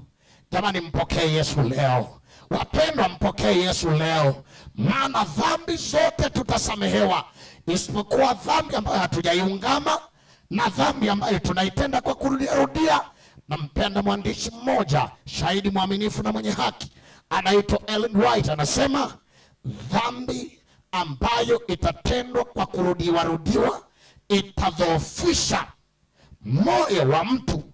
Usisikie sauti ibembelezayo inayomharakisha kufanya toba, hivyo mtu huyo atapotea dhambini. Naongea na watu ambao ni wa Waithaka, naongea na watu wa SNL, naongea na wale wanaonitafuta katika mtandao, ya kwamba je, ni ngumu kiasi gani kuungama dhambi? Maana Pastor Abina, kumbe kila dhambi itasamehewa, kumbe kila dhambi inasamehewa, ila dhambi ambayo itabaki bila kutubiwa, ila dhambi ambayo itakuwa ni ya rudia, hata Roho wa Mungu atanena na tusisikie, ama dhambi ambayo itatufanya hata tufe katika hiyo dhambi, ambayo itatufanya tupoteze nafasi. Ngoja niwape kisa ambacho sio cha mazoea. Nilienda kuzika mchungaji, alafu nikakuta jambo la ajabu. Ndugu yangu Lamek, mchungaji huyu alikuwa na dhambi anayoificha.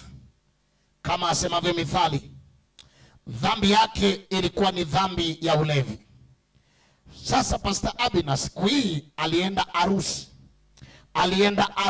alienda Mbeya, akafanya harusi. Sasa wakati huo amefika Morogoro, amechoka. Ule usiku akasema leo lazima ninywe kapombe kidogo. Akasema kidogo, pombe ikamkolea, akanywa, na ni mchungaji. I know ziko dhambi ambazo zinatutesa hata kama tumeitwa Wakristo wa siku nyingi. Najua kuna dhambi ambazo tumezificha na tunaona ni ujanja katika hizo, kumbe kwazo tutamkufuru Roho Mtakatifu wa Bwana. Mchungaji huyu akalewa, akaanza safari akiwa Morogoro, anatembea na njia hiyo kabla hajafika Chalinze, katika kamlima kamoja, wale ambao wametembea Tanzania, akagongwa na semi-trailer. Alipogongwa, maisha yake yakakoma. Matrafiki walipokuja, wakaenda kupima, wakasema habari mbaya. Pastor alipimwa, damu yake ikaonekana alikuwa na pombe. Mke wake akaulizwa, akasema sikatai, maana najua pastor alikuwa akinywa pombe mara moja, na nimemkanya kwa dhambi hii. Tazama, dhambi hii imeshika hata imemuua. Nina swali langu jioni ya leo. Kwa nini basi tusiungame? Kwa nini tusisikie sauti ya Bwana na kugeuka leo? Hebu soma ile fungu la 8 Zaburi ya 95. Kwaya, simpange hapa mstari. Kwaya, Johnny, sasa tunapoomba, we are out of time. Mje hapa mtuimbie. Tunapotaka tuombe na watu wa Mungu ambao wengine wako mbali kule barabarani, wengine wako kule kwenye magari, watasogea hapa, wanaosema pastor, kama kuna ubiri limegusa maisha yangu, ni ubiri hili ya kwamba kumbe dhambi zangu zote zinaweza kusamehewa, kumbe makosa yangu yote yanaweza yakasamehewa. Hakuna kosa kubwa. Kama muuaji alisamehewa, hata wewe utasamehewa. Kama waliokunywa pombe walisamehewa, hata utasamehewa. Makahaba walisamehewa, hata wewe utasamehewa. Hakuna dhambi isiyosameheka, ila kuna kosa moja tu la kukawia dhambini, la kuituliza sauti ya Roho, la kukaa katika dhambi za kuficha. Kuna watu ni wajanja wa kuficha dhambi. Anasimama, anahubiri, ameficha dhambi. Anaimba, ameficha dhambi. Kiongozi wa kanisa, ameficha dhambi. Kuna wengine wanafanya dhambi za wazi, ni kweli, ila hawataki toba, hawataki kubadilika. Kumbe ukiungama leo unasamehewa, ila ukibaki na dhambi hiyo itakutesa itakunyima sauti ya roho tena, kisha utapotea, kisha utapotea. Naomba usome fungu hilo ndugu yangu Makenzi. Kila mtu avute usikivu katika fungu hilo la 7 na la 8, hili ambalo ni fungu la pekee, Zaburi ya 95. Kwa maana ndiye Mungu wetu, kwa maana ndiye Mungu wetu, na sisi tu watu wa malisho yake, na sisi tu watu wa malisho yake, na kondoo za mikono. Tamani, hebu turudie hilo fungu na ulikariri vizuri, ulielewe. Anasema na watu wa Waithaka, kwa maana ndiye Mungu wetu, kwa maana Mungu ndiye Mungu wetu wote, na sisi tu watu wa malisho yake, na sisi tu watu wa malisho yake, na kondoo za mkono wake. Tena sisi ni kondoo wa malisho yake, ni kondoo za mkono wake, ni kondoo za mkono wake. Ingekuwa heri, ingekuwa heri leo, ingekuwa bora, ingekuwa vizuri. Lini? Leo. Leo msikie sauti yake. Jamani Waithaka, ingekuwa vizuri leo msikie sauti yake. Msifanye migumu mioyo yenu, msifanye migumu mioyo yenu, kama vile huko Meriba, kama vile huko Meriba, kama siku ya Masa jangwani, kama siku ya Masa jangwani. Usije ukawa kama Yuda, usije ukawa kama Elihu, usije ukabaki na dhambi yako. Atakayeungama atasamehewa. Jamani, atasamehewa. Nategemea nisikie amina kubwa. Atasamehewa. Jamani, atasamehewa. Heri leo. Jamani, heri leo. Today. Wanasema wa Kenya, mapema itakuwa poa, mapema itakuwa vizuri. Wanasema mapema ndio best, mapema inalipa, mapema ni raha. Fanya maamuzi leo, mapema, usingoje kesho. Kwaya, kwa nini msiimbe? Unajua umekuwa katika dhambi muda mrefu, mahubiri yamehubiriwa hapa, lakini Yesu anasema, mwanangu, kubali leo. Ingekuwa vizuri leo. Mbingu zilikaa kimya, swali lilipoulizwa ni nani ni mtume, naye ni nani atakayeenda kumkomboa mwanadamu? Yesu akasema, mimi nipo, nitume mimi. Na kwa kifo chake Waithaka imepona. Jamani, Waithaka imepona. Na leo tumejua kila dhambi inasamehewa. Jamani, kila dhambi inasamehewa. Hebu mwambie jirani yako, kila dhambi inasamehewa. Hebu mwambie tena, kila dhambi inasamehewa. Wapendwa, hakuna dhambi kubwa wala ndogo, kila dhambi inasamehewa. Ila kosa ni hili moja, ukikawia dhambini, hata ufe kwa dhambi hiyo, hata Roho wa Mungu ashindwe kuongea na wewe, hata upoteze nafasi, Roho amemwagwa kwa watu wote. Kila atakayempokea atasamehewa. Jamani, atasamehewa. Biblia imesema heri watakaofanya maamuzi hayo leo. Jamani, heri wanaofanya maamuzi hayo leo. Jamani, hebu tuseme wote leo. Tuseme tena leo. Leo. Mapema ndio best. Yaani mapema itafaa. Ukichelewa kwa Yesu itakuwa gharama. Labda mkiwa umesimama hapa niwaambie. Siku moja my brother Lamek, nilikuwa nahubiri, alafu chairperson wangu ni kijana aliyekuwa age mate. Wakati nahubiri nikatoa wito wa ubatizo. Yeye akawa amegairi, anafanya moyo mgumu. Nafikiri chikisa nilikitoa pia Ugembo. Nilikitoa tulipokuwa Ugembo. Wakati amekataa, amechelewa, kumbe ilikuwa ni end point ya maisha yake. Sipendi kutoa visa hivi, maana sijatuma kutishia. Niko hapa kukuambia umuhimu wa kusikia sauti ya Bwana leo. Jamani, Bwana asifiwe sana. Rafiki yangu yule alikuwa yuko na motorbike, akaichukua. Sasa wakati anaondoka, tumeagana vizuri, akawa ameingia kwa tarmac road, akaliona semi-trailer, akalikadiria, yani akaashumu kwamba hili nimelizidi, akachomeka kwa mbele. Kumbe semi-trailer lilikuwa na spidi kubwa, akakanyagwa, akasagwa, sitaki kuendelea, ila maisha yake yalikoma. Ninachotaka nikwambie, mimi mpaka leo najiuliza, je, alipata nafasi ya kuungama? Je, aliyatoa maisha yake kwa Yesu katikati ya kukanyagwa, au alipotea milele? Heri angejitoa hata akamkiri Kristo mapema. Na tunasema mapema ndio best. Tunalala hatujui tutaamka.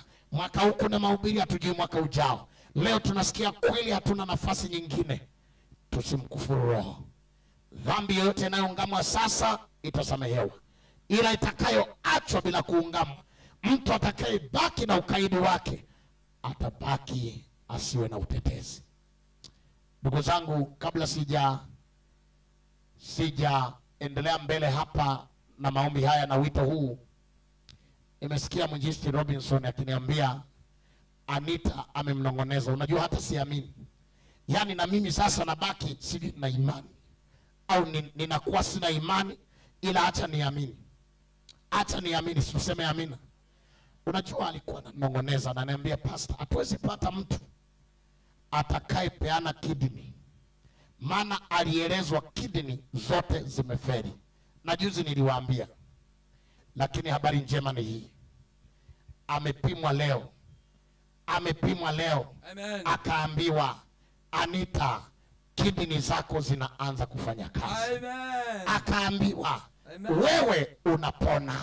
Jamani, Bwana asifiwe. Amen. Habari ya replacement, amen, imeisha. Amen. Jamani, imeisha. Amen. Hivi mbona mnaniangalia kama mnatoa macho hivi?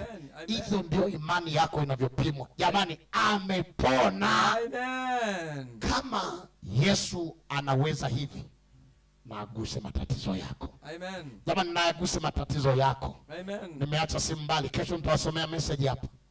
Nilimwombea rafiki yangu mmoja, yuko kule Dubai, tena ni Mkisi.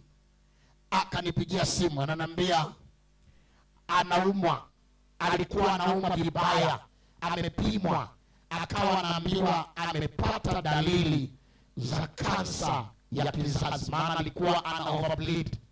Akaambiwa hiyo ni cervical cancer. Akapimwa, vipimo vya awali vyote vikaonyesha vya damu, lakini ikawa imeenda kufanyiwa culture. Nikamwambia Bwana atakuponya. Nikamwambia majibu ya kwanza yakitoka, uende hospitali nyingine baada ya maombi haya. Habari njema ni hii, hospitali ya kwanza walimwambia baada ya culture kwamba alikuwa anaumwa, lakini hospitali ya pili alipoenda baada ya maombi ameambiwa huna kansa, kuna Mungu mbinguni. Amen. Hivi vitu vinawezekana. Tukisema hivi mnasema hayo mambo tupewe wokovu, hayo mengine ni kutufunga kamba, hayo mengine ni kutupanga. I want to tell you there is power in the mighty name of Jesus. Amen. Kuna nguvu katika msaada wa jina la Yesu. Amen. Wala sio mimi. Na ndio maana hata mimi nikipokea majibu ya watu waliopona, nasema jina la Bwana lipewe sifa. Amen. Jina la Bwana lipewe sifa. Amen. Hata siku ile nilikuja mara ya kwanza SNL, nikamwangalia mzee wa Mbua, akaniambia mimi nimeambiwa nitapona sijui miezi mingapi. Nikamwambia dawa yako ni leo. Nimeingia leo. No more bells pass. Hakuna mdomo unapinda nini? Kwa nini upinde? Mtoto wa Yesu unapona saa hiyo. Amen. Yaani haleluya. Amen. Hata wewe atagusa matatizo yako. Amen. Lakini kubwa sana, mruhusu aguse moyo. Wameshajiandikisha ila hawajabatizwa japo. Wale wote ambao wamejiandikisha ila hawajabatizwa waje tu hapa. Uko hapa jioni leo na hujaandikwa, mama, baba, kaka, dada, naongeza dakika hizi kwa ajili ya wokovu wa mtu mmoja. Kwa ajili yako kaka, kwa ajili yako baba, Roho wa Mungu anagonga, anasema njoo mwanangu, come son, come my daughter. Acha tu, utashinda. Njoo batizwe, njoo Barikiwa sana rafiki yangu. Barikiwa rafiki yangu. Mungu akubariki kwa kuja. Elders wengine wakae pande hii. Ikiwa kuna mmoja ambaye anasema pastor, mapema ndio best. Mapema ndio raha. Nataka leo. Natamani leo, wala sio kesho. Wala sio kesho. One soul for Jesus. Rafiki yangu ukiwa unahitaji ubatizo huo, njoo. Utabatizwa Jumamosi. Mungu akubariki sana mzee wangu. Yeye kama kuna mwingine anasema namsikia Yesu anaita. Namsikia Yesu anaita. Anasema na mimi nibatizwe. Na mimi nizaliwe upya kwa maji mengi. Kwa maji mengi. Mapema ndio besti. Mapema ni sawa. Njoo kwa Yesu. Njoo kwa Yesu rafiki yangu. Njoo kwa Yesu rafiki yangu. Yesu akiita muda mrefu ana maana. Akiita dakika nyingi ana maana. Ana maana. Ana maana. Asingependa upotee dhambini. Anataka kushuhudia. Time is out. Ninatamani tu ungejitoa wewe mmoja. Wewe mmoja. Yesu anasema kama ungesikia ni heri leo. Better today. Kuna kesho, kuna siku nyingine. Ila bora leo. Ila bora leo. Ila bora leo. Bora iwe leo. Bora iwe leo. Uokolewe leo. Wimbo huo ukiwa umeisha sasa, tunataka tuombe. Wangapi wanamshangilia Yesu kwa watu wanaojitoa kwake? Wangapi wanasema jina la Bwana liendelee kutukuzwa? Tuseme amen. Tuseme amen. Heri leo. Inawezekana kuna mmoja ambaye baada hata ya kuongea ataona aje ameogopa watu. Bado leo ni yako. Bado leo ni yako. Unafikiri kama wafanyabiashara wanasema mapema ndio best, vipi kuhusu wokovu wako? Mapema itakuwa sawa. Mapema ingekuwa sawa. Usiseme nitangoja mwakani, nitangoja makambi, nitangoja mikutano mingine. Acha kwanza nitulie. Yesu akiita leo, usiseme hapana. Don't say no. Basi hawa ni mashujaa wachache ambao wamefanya maamuzi leo, na wale wengine ambao watakuja kuandikwa, na wengine walioandikwa wengi ambao wanatambua leo, hata wengine waliomba radhi kwa kutokuwepo. Tunalo jeshi kubwa mbele za Bwana leo. Leo ni ya thamani. Naombea uhai, mikutano hii endelee kuwa baraka. Tusipoteze nafasi hii, maana hatujui itakuwaje baada ya hapa. Baada ya kusema haya, nimkaribishe leo Mr. Rundo. Atafanya kipindi chake kwa kuomba in a special way.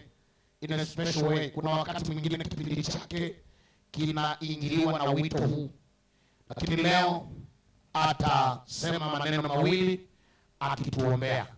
Sauti ya Bwana ilipomuita yeye hajakataa. Leo yuko hapa, is a living testimony. Je, wewe unaposikia sauti inayokutoka kwenye mihadarati, kwenye pombe, kwenye kitu gani? Yeye yupo leo. Alisikia sauti once akakubali. Leo amesimama. Angalia hata rafiki huyu alipobatizwa leo amesimama na marafiki zake. Leo it is over a minute. Dakika moja inatosha kwa wokovu. Inatosha kubadilisha maisha ya mtu. Mr. Rundo is a living testimony. Kwa kumweka hapa na kusema maneno machache na akaomba, itafaa kumkaribisha mnenaji mwingine. Karibu. Wapenzi wa Bwana, Bwana Yesu asifiwe. Bwana Yesu asifiwe. Mimi nataka niseme hivi, kwa wale wote ambao wana changamoto hii ya ulevi tu wa aina yoyote ile, tunalo darasa ambalo ni speciali kwa watu kama wale. Pale tunashauriana jinsi ya vile unaweza kutoka katika yale maisha. Kwa hiyo ningependa niwatangazie kwa wale ambao hawakuwa wanafahamu, hamkuwa na habari hizi. Kuanzia kesho, tulianza jana. Kwa hiyo kesho saa kumi kesho mchana darasa lile linaanza. Nitakuelekeza na ukifika hapa, fika angalau dakika 10 kabla ya saa 10. Manake sisi tumeamua kutii muda, kuwa wana nidhamu. Tumeamua kwa darasa letu leo kwamba tutatii muda, tutakuwa watu wa nidhamu. Kwa hivyo kesho, ili nikuelekeze, njoo mahali hapo utanipata hapa saa 9:50. Ikifika saa 9:55 tutakuwa tumefika mahali tutakutana na tunaanza darasa letu saa 10. Kwa wale ambao tayari wanajua, wewe usije hapa, maana yake mnajua nyinyi mwelekee pale.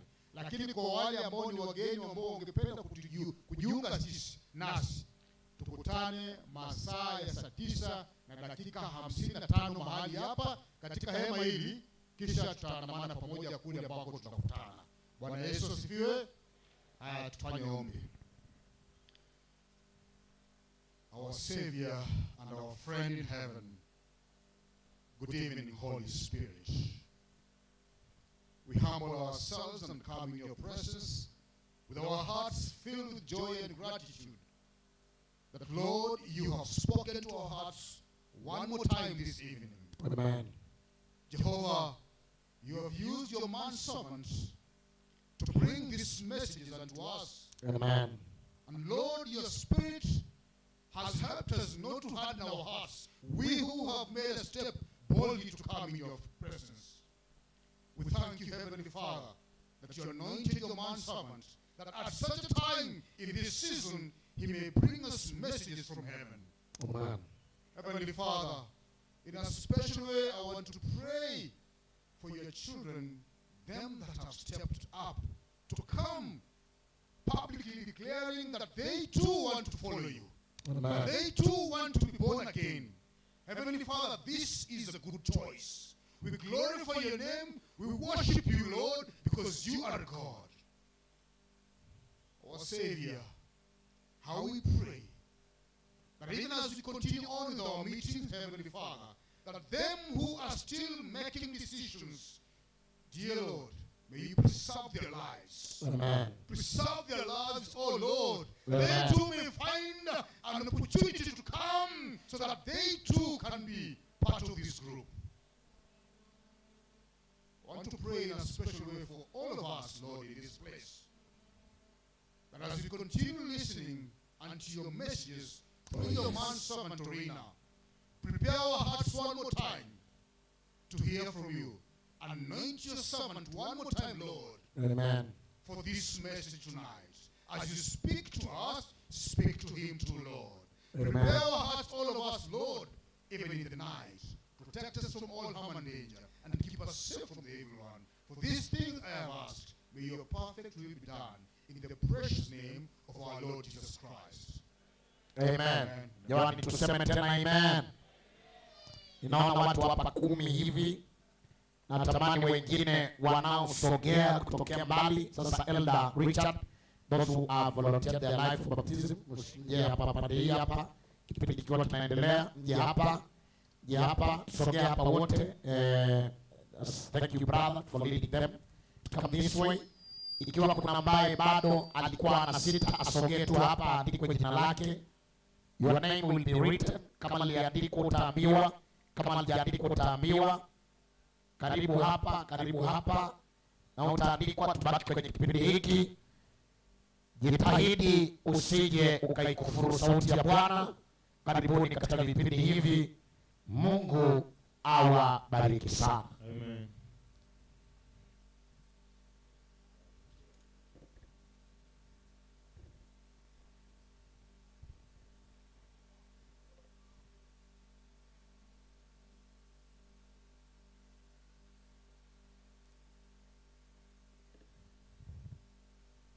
One, two.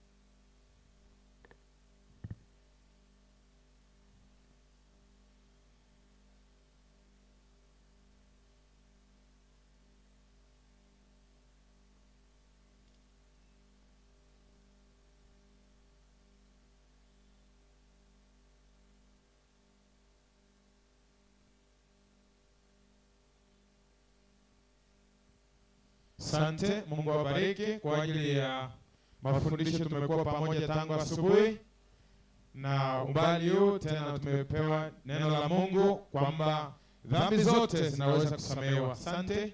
Tunapoingia kipindi cha mwisho, bado naomba neema ya Mungu iwe nasi. Tuombe tuweze kuingia kipindi chetu. Kipindi chetu leo nasema manabii, miujiza na kunena kwa lugha. Wacha tuombe. Tunakushukuru Mungu wetu unaponena nasi. Takasa midomo yangu nitakapoelekeza kipindi hiki. Fungua fahamu za watoto wako. Tunaemesha kila mmoja wetu, na zaidi vile tumehimizwa kwamba ingekuwaje heri leo tusikie sauti yako. Hebu tusifiche dhambi zetu, bado tuziungame, na sauti yako inapokuja kwa kwetu iwe ni bora tusikie, tutii, na tuweze kukaribia kiti cha enzi kwa ajili ya rehema na fadhili, na tukaribie kwa ajili ya kujiandaa mbinguni. Bariki kila mmoja wetu unapotakasa mdomo yangu. Roho Mtakatifu wa mwalimu, malaika wa shirika katika mkutano huu, tunaomba tukiamini kwa jina la Yesu Kristo aliye Bwana tena mkombozi wetu. Amen. Mungu awabariki sana. Na kukumbusha tena, bado somo letu unaweza kulifuatilia lingine baadaye katika mtandao wa YouTube. Ufinye Donald Urina utalipata. Kumbusho lingine ni kwamba Sabato hii kwa mbele yetu kuna ubatizo mkubwa.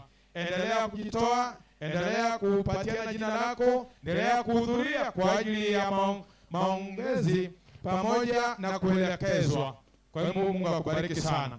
Somo letu linasema manabii wa kisasa, maono, ndoto na kunena kwa lugha. Kuna watu wengi wanajiuliza maswali, wanasema, je, ninawezaje kujua nabii wa ukweli? Je, nawezaje kujua ni yupi anasema ukweli? Ndio maana hata magazeti yanasema kwamba sasa hivi siku hizi tuko na manabii wa faida, prophets or prophets. Ana magazeti yalipotazama wanaojiita jina nabii kwa siku hizi, wengi ni manabii wa faida, wanajitafutia mali na pesa, hawana lengo la kuandaa watu kuenda mbinguni. Wamejinunulia magari ya kifahari, wengine hata wako na ndege. Kuna mmoja kutoka Nigeria hata amenunua ndege private jet ya milioni $65 za Kimarekani. Ndio maana ni manabii wa faida.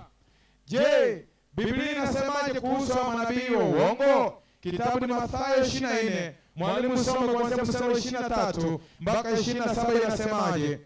Mathayo 24 anzia mstari wa 23 mpaka 27. Soma. Inasema kwa maana 23, wakati huo mtu akiwaambia, tazama Kristo yupo hapa, naam, au yuko kule, msisadiki. Kwa maana watatokea makristo wa uongo na manabii wa uongo, nao watatoa ishara kubwa na maajabu, wapate kuwapoteza kama yamkini hata walio wateule. Kwa hivyo wapendwa, kabla ujio wa Yesu, Shetani anaenda kuwatumia manabii wengi wa uongo ili kuwadanganya watu wengi kwa ishara na miujiza. Ndio maana mkitazama hata kwenye televisheni, wengi wanaojiita manabii huko wanawaambia, hudhuria mkutano wetu uone miujiza na ishara. Sio njoo tujifundishe maandiko, sio njoo mjue Yesu aliyewafia, sio njoo mjue Mungu anayosema anavyowasamehe, sio njoo tutubu dhambi tumtafute Yesu. Njoo muone ishara na miujiza ili wavute watu wengi, ili watu wengi wahudhurie. Wanawaambia, nguja muone miujiza, tumeponya watu wengi, tumefanya hivi. Sio Yesu. Maandiko yanasema watatokea makristo wengi wa uongo na manabii wengi wa uongo, na watatumia ishara na miujiza kuwadanganya wengi. 11 inasemaje? Mathayo 24:11 inasema, na manabii wengi wa uongo watatokea na kudanganya wengi. Kwa hivyo manabii wa uongo ni wangapi? Wengi. Na ni wangapi wanadanganya? Wengi. Chungo usidanganywe. Wanatumia nini? Ishara na miujiza. Ndio maana Yesu akaonya hivi, 24 mstari wa 4 na 5. Inasema, maandiko yanasemaje? Yesu akajibu akawaambia, angalieni mtu asiwadanganye. Angalieni mtu asiwadanganye. Angalieni mtu asiwadanganye. Lakini wapendwa, Yesu anatuonya hivyo, chunga, usidanganywe. Madanganyo yamejaa, chunga. Kwa sababu wengi watakuja kwa jina langu wakisema nini? Mimi ni Kristo, nao watadanganya wengi. Wanakuja kwa jina la nani? La Kristo. Na watafanya nini? Watadanganya wengi. Nanyi mtasikiza habari za vita. Asante.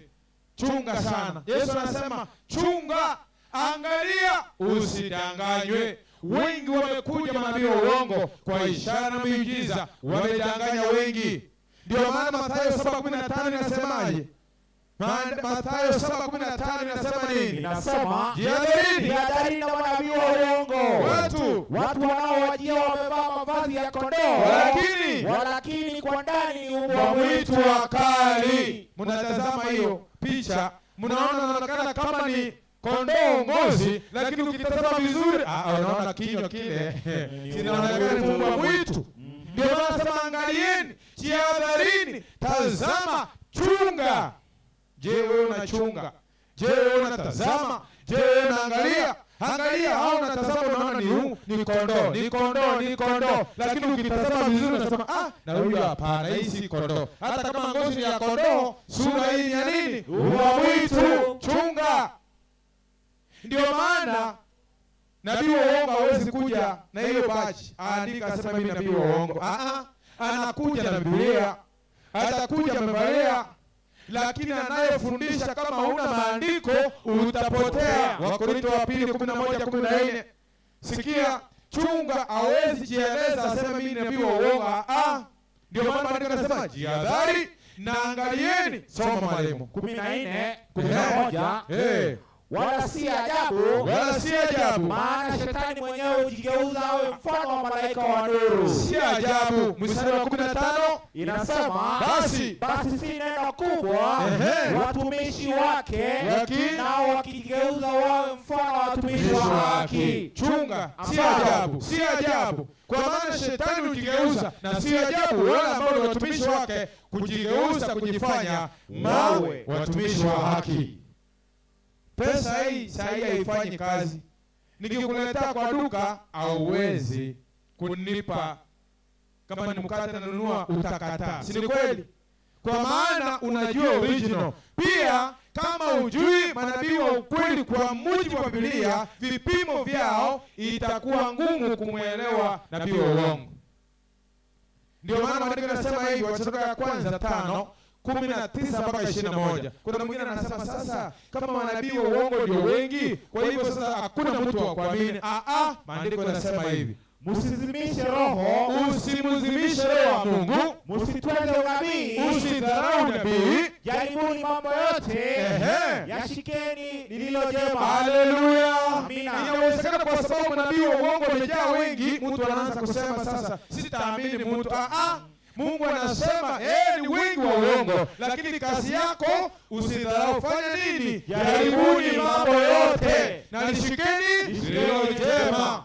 Hiyo ndio kazi yako. Na kipimo ni maandiko na amri 10 za Mungu tutakavyoendelea kusoma tuone. Amina. Endelea kusoma mwalimu wa Yohana wa kwanza 4:1. Waraka wa kwanza Yohana 4:1. Yohana alionyesha mambo makubwa akatuandikia. Ni yapi ya Roho alimpa? Wapenzi, msiamini kila roho, bali zijaribuni hizo roho kwamba zimetokana na Mungu, kwa sababu manabii wa uongo wengi wametokea duniani. Chunga, Biblia inazidi kuonya. Manabii wengi wa uongo wametokea duniani. Usiamini kila roho, sijaribu. Kipimo cha kujaribu maandiko neno la Mungu na amri 10 za Mungu. Sijaribu. Mtu akijiita nabii usianze kusema hapana, wewe toka manabii wamekaa wengi wa uongo. Mpe masikio, mpime kwenye ratili, mweke kwenye mizani ya neno la Mungu na amri 10. Haleluya. Amina. Kwa hiyo ujue moja inayotambulisha kanisa la kweli la Mungu ni kwamba ina roho ya nini? Ya unabii. Soma Ufunuo 12:17. Joka akamkasirikia yule mwanamke, akaenda zake afanye vita juu ya wazao waliosalia wasikao amri za Mungu na kuwa na ushuhuda wa Yesu. Haleluya. Amina. Kumbe vipimo vya kutambulisha kanisa teule la Mungu wa masalio ni kwamba wamezishika amri 10 za Mungu. Na wana nini? Wana ushuhuda wa Yesu. Ushuhuda wa Yesu ni nini? Ufunuo 19:10. Mimi ni mjoli wako na wa ndugu zako walio na ushuhuda wa Yesu. Usujudie Mungu, kwa maana ushuhuda wa Yesu ndio roho ya unabii. Haleluya. Amina. Shetani anakasirika na kanisa la Mungu kwa sababu wanashika amri za Mungu na wana ushuhuda wa Yesu ambao ni roho ya unabii, yaani na kipawa cha nini? Kipawa cha unabii. Unajua maneno ya nabii, habari ilianza kutoka Edeni baada ya mwanadamu kuanguka. Kwa maana wakati kabla dhambi ingie, Mungu alinena na mwanadamu moja kwa moja. Waebrania 1:3 hili nasemaje? Baada ya mwanadamu kuanguka dhambini, Waebrania 1:2. Sasa Mungu akanena nasi kutumia manabii. Soma. Mwisho wa siku hizi amesema na sisi katika Bwana aliyemweka kwa mlinzi wa kwanza. Wa kwanza sema Mungu ambaye alisema zamani na baba zetu katika manabii kwa sehemu nyingi na kwa njia nyingi. Mungu alinena na manabii kwa maana ni watumishi wake. Ndio Amos 3:7 inasema hakika Bwana Mungu hatafanya neno lolote bila kuwafunulia watumishi wake manabii siri yake. Haleluya. Amina. Mungu anafunua siri zake kwa watumishi wake wanaitwa manabii. Na mambo yaliyoandikwa katika unabii wa Biblia ambao tunazidi kusoma Danieli na Ufunuo na vitabu vingine, walioandika si mambo yao. Petro wa pili 1:21. Maana unabii haukuletwa popote kwa mapenzi ya wanadamu, bali wanadamu walinena yaliyotoka kwa Mungu wakiongozwa na Roho Mtakatifu. Mambo yaliyoandikwa sio maneno ya mawazo ya mwanadamu, waliongozwa na nani? Na Roho Mtakatifu. Na je, Mungu alipopaa mbinguni alipeana vipawa gani katika kanisa? Waefeso 4:8. Hivyo sema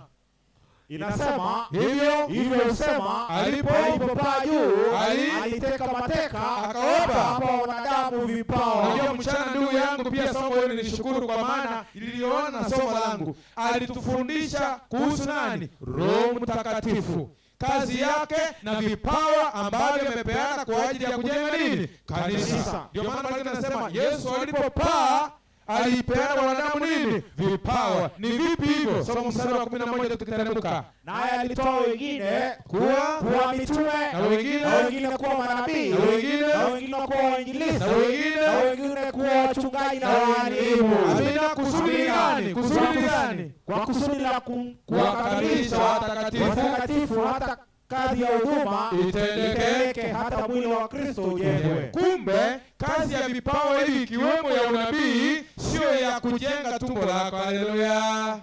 Kazi hiyo ni kufanya nini? Ni kuwakamilisha watakatifu, na hata kazi ya huduma itendeke, na mwili wa Kristo ujengwe. Mwili wa Kristo ni nini? Soma Wakolosai 1:18. Mwili wa Kristo ni kanisa. Lengo la vipawa hivi ikiwemo la unabii sio mtu kujenga magorofa na kununua magari na kujivuna.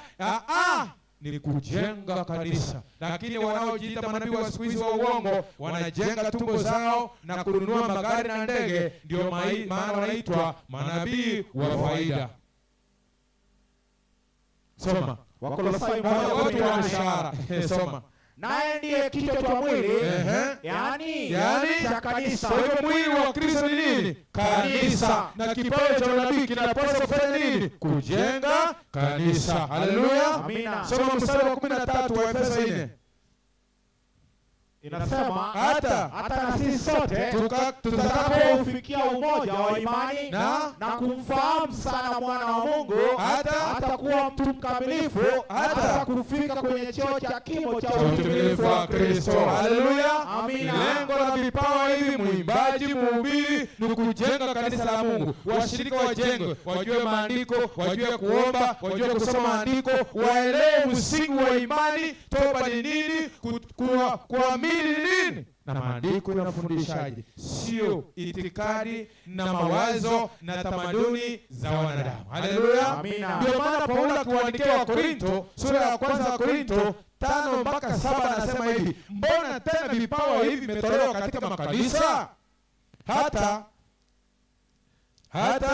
hata hamkupungukiwa na karama yoyote, mkikutazamia sana kufunuliwa kwake Bwana wetu Yesu Kristo. Kumbe lengo la karama hizi ni kwamba muendelee, msipungukiwe mpaka musubiri na kumpata nani? Yesu Kristo akifunuliwa. Haleluya. Amina. Sasa wacha tuulize swali hili. Mbona makanisa mengi ya siku hizi hayana manabii wa ukweli ama kipawa cha unabii cha ukweli?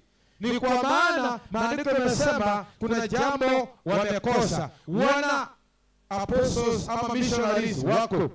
Wengine wanasema mitume, missionaries wako.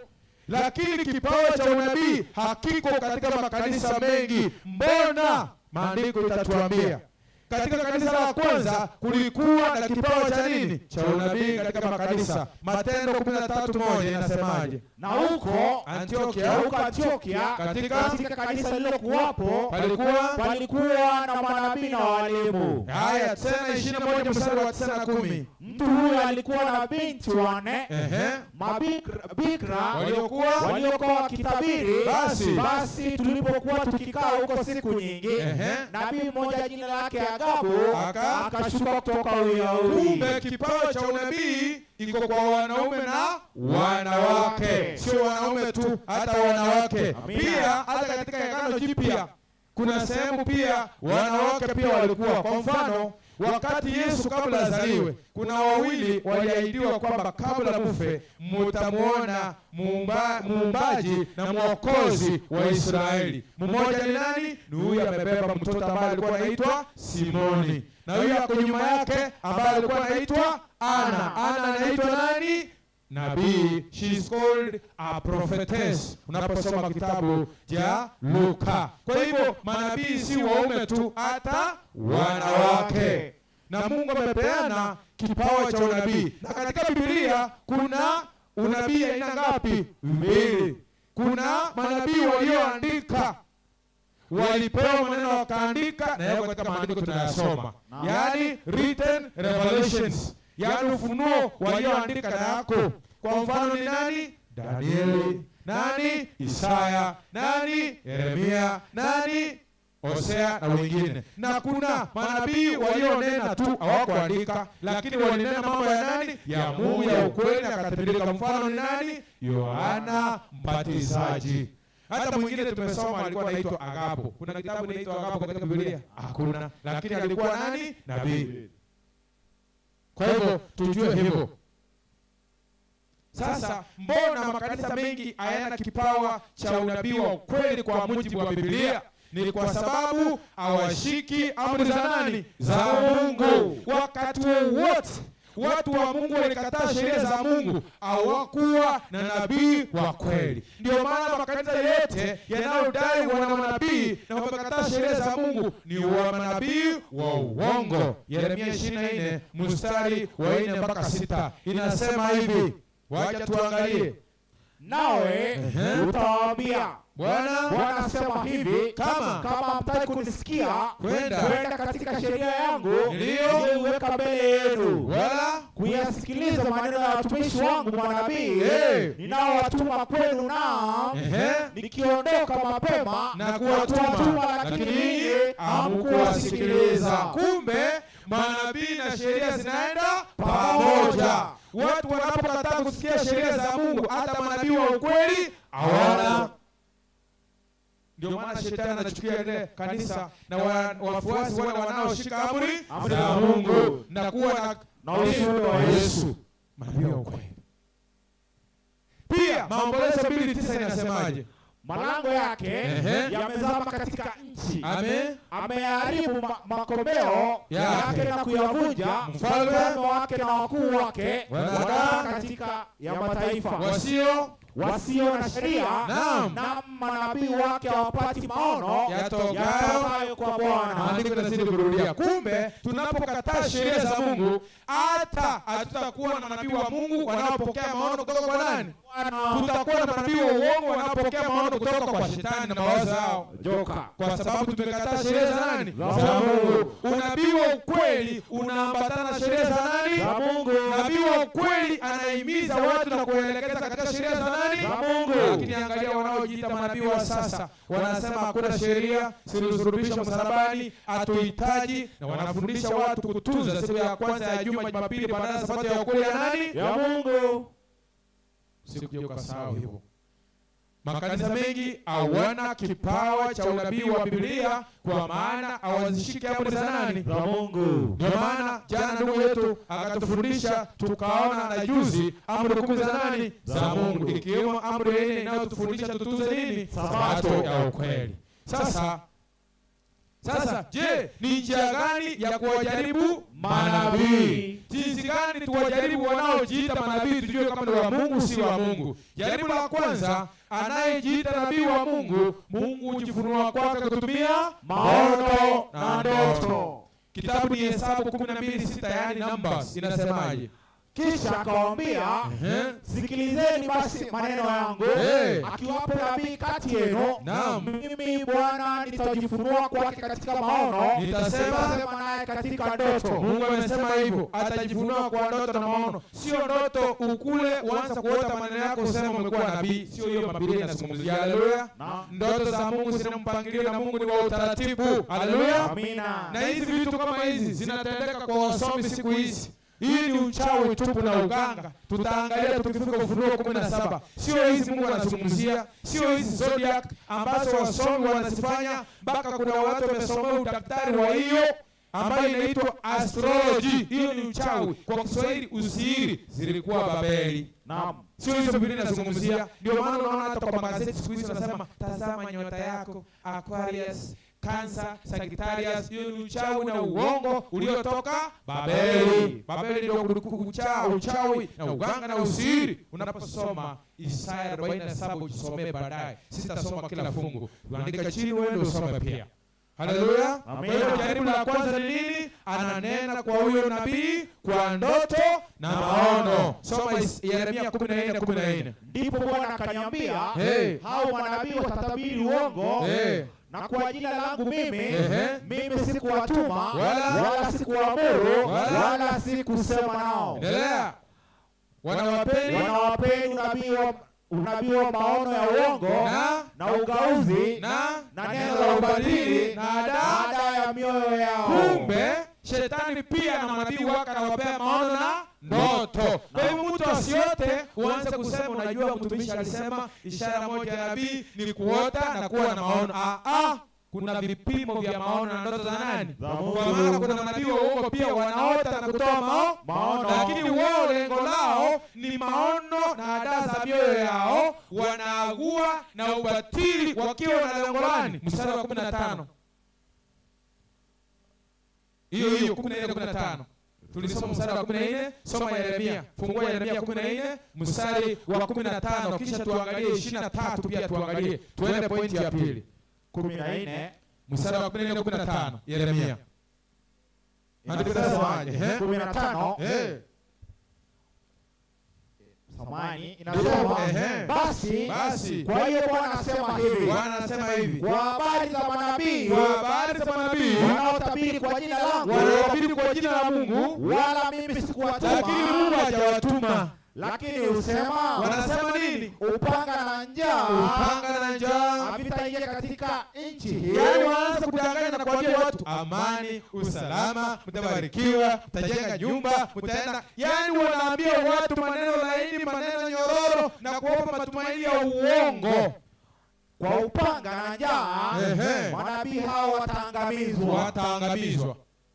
Enda 23 kuanzia 25 Yeremia usikie. Tena wanafanya nini? Manabii wa uongo.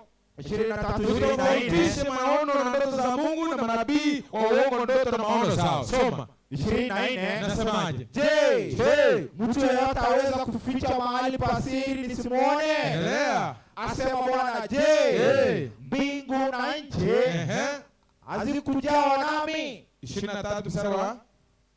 24 Yaanze 25 mpaka 27 nilikwambia. 25 Nimesikia waliosema manabii wanaotabiri uongo kwa jina langu. Mungu anasema wanawasikia, anaona vitu wanafanya, amesikia.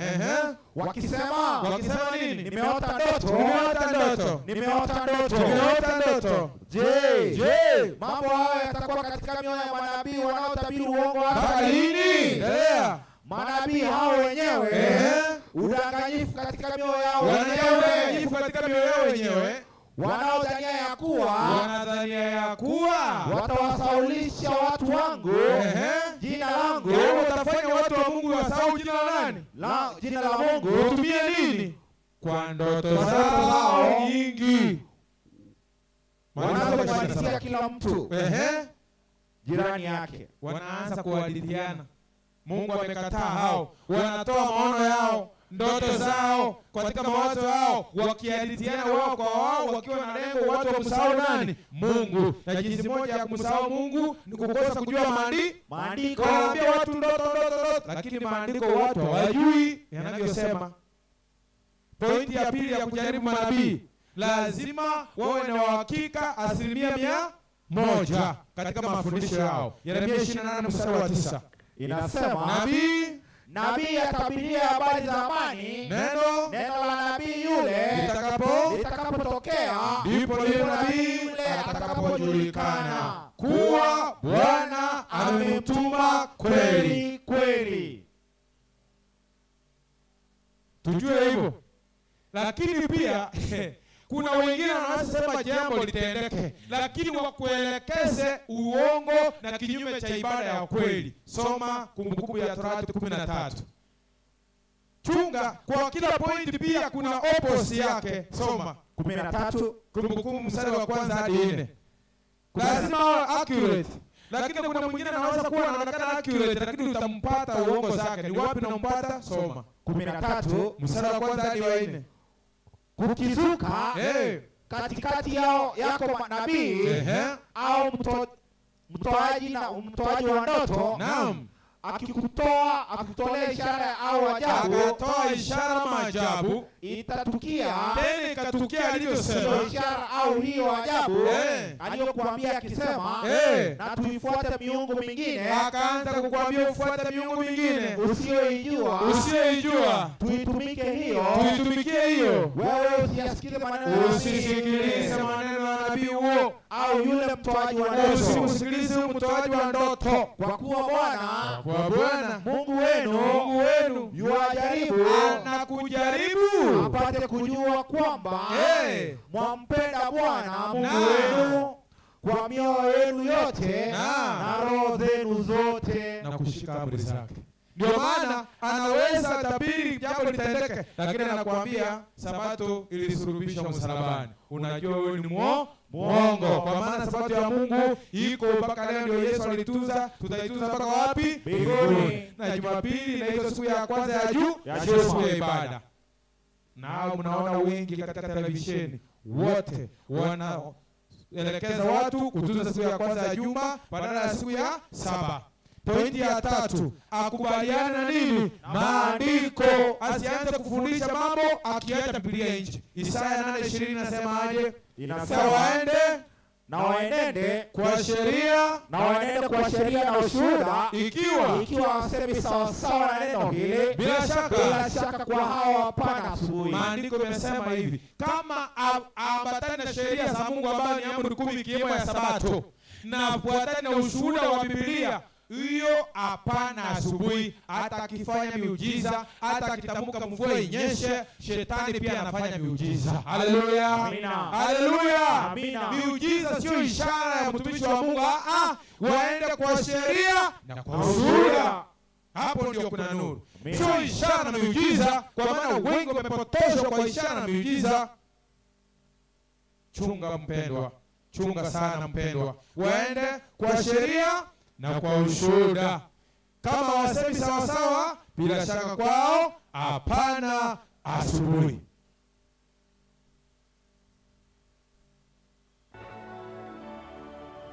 Kwa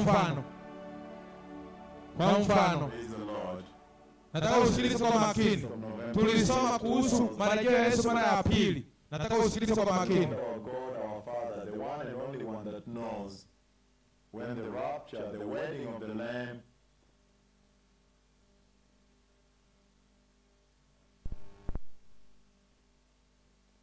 the wedding of Christ the Messiah will take place. On that day, what the Lord does is he has a conversation with me on the 26th of November. On that day, he comes to speak with me again about the same rapture of the church. And what does he say? Immediately. That's yet another day when the fulfillment of the Bible as the true living word of the living God will come to pass. Because tombs will be open. People will be running to the police stations to report their loved ones who are missing. Because tombs will be open, and people will run to the police stations, to reporting centers that will be set up to register the names of their loved ones that are missing with their descriptions. Newspapers will be full of missing people. And then finally, someone will be able to reveal to them, probably news, that what has happened was prophesied in the Bible. It is called the rapture of the church. The Lord has come and he has... Watu wa Mungu, nauliza swali. Kwa mujibu wa Biblia na tulisoma kuhusu marejeo ya Yesu mara ya pili. Je, Yesu akikuja anakuja kuiba watu? Je, kuna watu wataamuka asubuhi wapate makaburi yamefunguka? Wengine wapotee, waenda kuripoti police station Yesu akikuja? Hapana. Ndio maana manabii wa uongo ndio wamejaa Kenya na dunia yote, na wanapotosha watu, wanatoka nje ya maandiko. Hakuna mtu anaenda kuripoti police station eti mtu amepotea, eti makaburi yamefunguka, eti Yesu, alafu watu wahangaike, mtu aenda kwa TV. Kwani watu wote wako na TV hapa? Wengine hata hawajawahi ona TV. Eti waripoti kwa TV waambie unajua ni nini? Ile Mungu alisema anakuja kuchukua watu kisiri. Mungu haibi watu. Haleluya. Amina. Haleluya. Amina. Haleluya.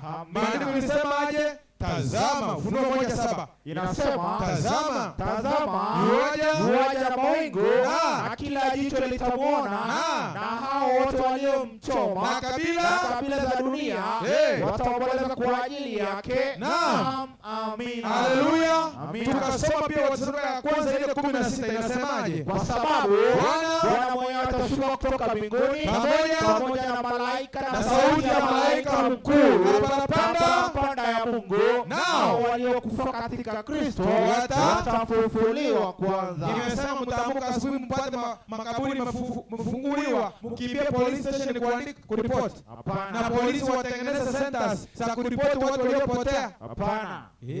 Manabii wa uongo mtupu. Fuata maandiko. Haleluya. Amina. Ndio maana maandiko yanasema tuingie katika maandiko, jihadharini. Angalieni, watakuja kama ngozi ya kondoo, lakini ni mbwa mwitu. Na wako wangapi? Wengi. Na wamepoteza wangapi? Wengi. Usiwe mmoja wao. Kumbuka tulisoma kuja kwa Yesu ni tukio la mwili, sio la kiroho. Kuja kwa Yesu ni jambo la kuonekana. Kuja kwa Yesu kila sikio litasikia. Kuja kwa Yesu ni tukio lenye uharibifu, kwa maana kutakuwa na tetemeko kubwa la ardhi. Na pia ni tukio lenye utukufu. Mbona Yesu atakuja na malaika wote watakatifu. Amina. Kutoka mbinguni. Sio siri. Hakuna siri kuhusu kuja kwa Yesu. So tusidanganywe. Wanapokataa kuishika sabato ya Mungu, ujue watu hao hawatoki kwa Mungu na wafundishe mambo ya Mungu. Pia jaribu la hili ni kwamba nabii wa ukweli amuinue Yesu Kristo kama Bwana na Mwokozi. Waraka wa kwanza Yohana 4:1-3 inasemaje?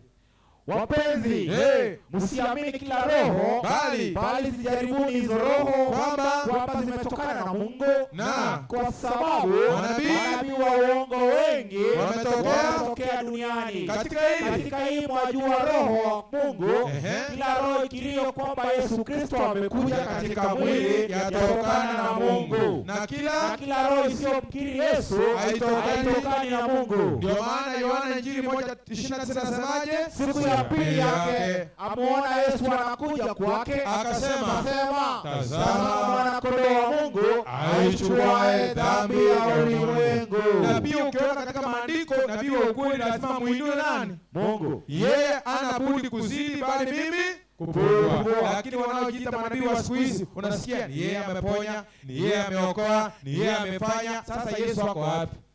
Ndio maana nasikia nabii amefufua mwanadamu, anaweza kufufua mwanadamu. Ni Yesu. Chunga sana manabii hao wa uongo. Wao ni kujitachurisha na kutengeneza manyumba makubwa makubwa. Za kupokea miujiza zinapokewa na binadamu wenye kiu cha pesa. Ndio maana unaona wanatrain watu. Wanakuambia wewe sema ulikuwa na mdomo hivi, wewe ulikuwa umeumia mguu. Uongo mtupu. Mwanakondoo si nyama pekee, hata ngozi ina manufaa. Unajua nimesikia sauti Mungu akiniambia wale wanatuma 3 times. Ndio. Ni manabii wa faida.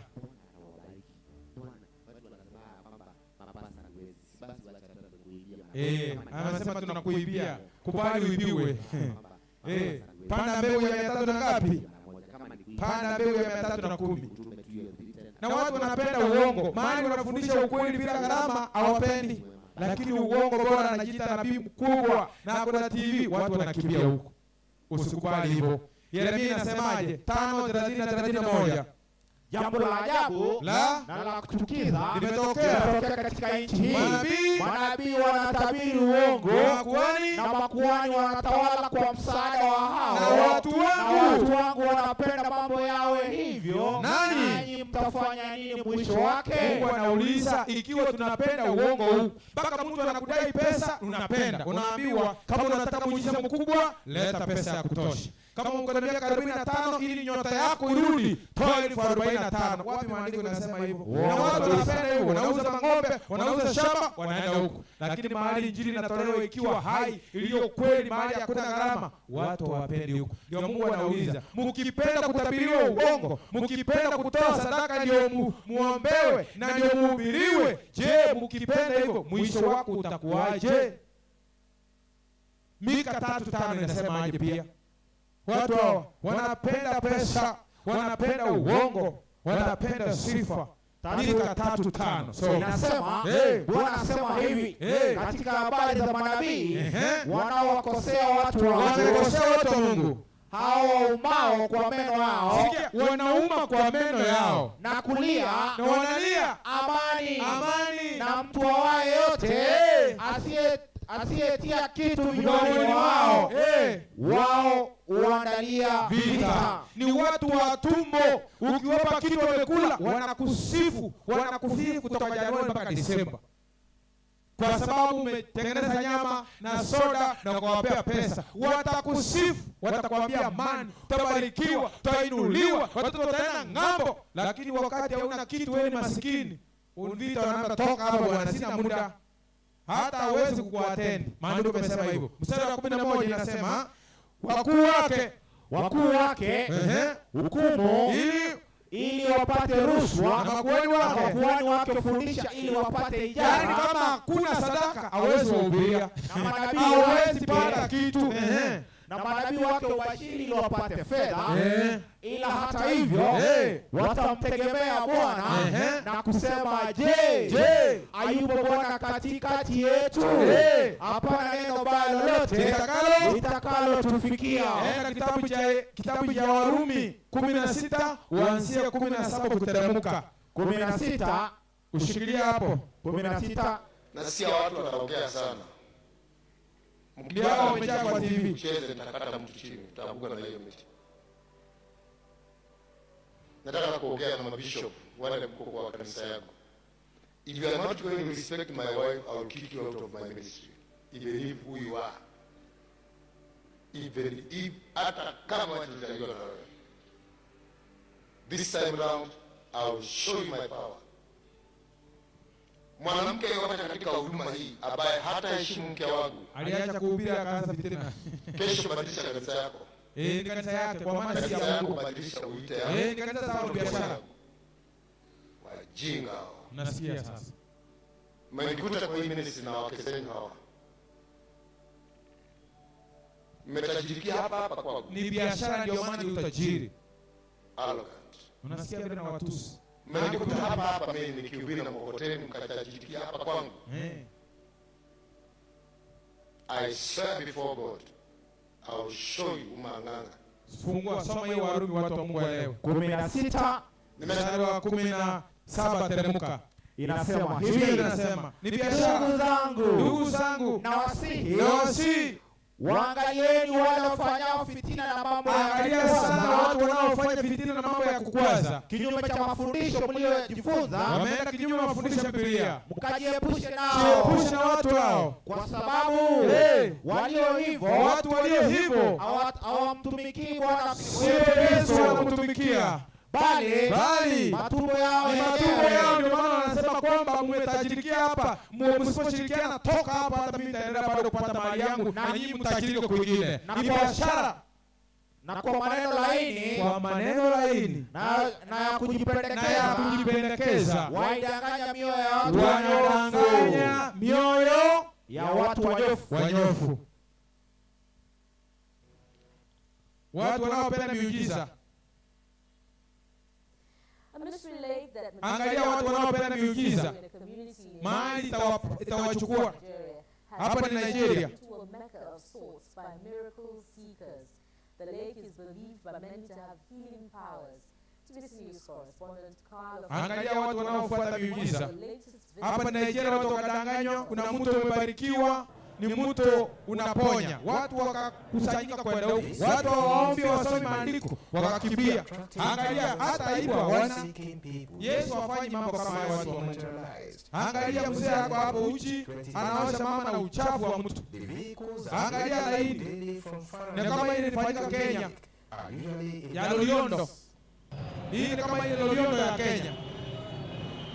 Watu wamesikia maandiko wanasema mtu umebarikiwa. Watu wagonjwa mtoni wanaosha kwa uchafu. Watu wa miujiza wanaotaka miujiza. Angalia mama ako uchi hata ajielewe. Na hao uchafu na mtoto wake hapo. Mama mwenye akona akili yake. Sasa network hakuna. Kwa sababu watu wanatafuta miujiza. Angalia. Huyu akafikiria amekuwa na amani, akasema aenda mara moja. Haijatosha, aenda mara 7 kama na amani. Aenda ya pili tena. Aenda ya pili. Tena ya tatu, lakini hakuna kupona. Watu wanakufa wakiumia. Tutoka hapa. Tulisoma Biblia. Kunena kwa lugha. Uliona kunena kwa lugha ni lugha ambayo iko sio kwa mama sana. Kunena kwa lugha ni lugha ambayo iko ambayo inasikika. In our recent American crusades, the power of God to heal was so much present. Many people were healed and many other miracles took place. This lady had problems with her legs for a long time, so that even to climb over one stair of the staircase was not possible.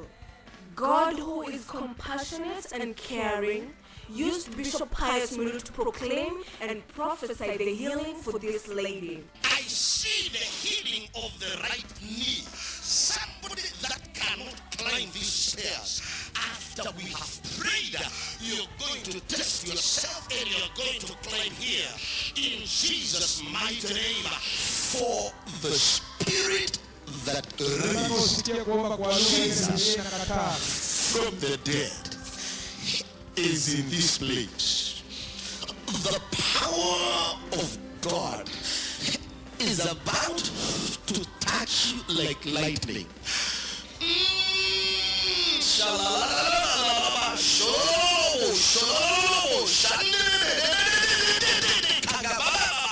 Hiyo sio lugha ya Biblia. Biblia imekataa, tulisoma mchana na ni vizuri ufuate maandiko uelewe. Hiyo sio kunena kwa lugha. Hiyo ni mambo ya mapepo. Isaya 33:19. Hiyo ni mambo ya mapepo. Kwa hivyo tukatae hiyo mambo. Biblia imekataa kabisa wapendwa. Vizuri tufuate maandiko inavyosema. Tuchunge sana tusije tukaangushwa visivyo. 19 inasemaje? Utawaona watu wale wakali, watu wa maneno magumu, usioweza kuyafahamu, wenye lugha ya kigeni, usioweza kuelewa nao. Hakuna mtu anaelewa, hata mwenye ananena ajielewe yeye mwenyewe. hiyo sio lugha inayokuwa. Kunena kwa ndimi ni kunena lugha ambayo iko kwa ajili ya kuchukua ujumbe watu waamini na kumpokea Yesu. Haleluya. Amina. Sio dedede masanda. Hiyo ni lugha ya mapepo. Ndio maana Biblia inasema wale watu wenye lugha ngumu usioelewa usiojua utawaona tena. Watu wa Mungu, Mungu anatuonya. Ufunuo 17:13-14 ndio nisome mafungu mawili nimalize. Aliye na masikio ameweza kusikia, na aliye na macho ameona na kuelewa kweli maandiko yanavyosema, tuepukane, tuchunge, tujihadhari na manabii wa uongo. Soma. Hizo ndizo roho za mashetani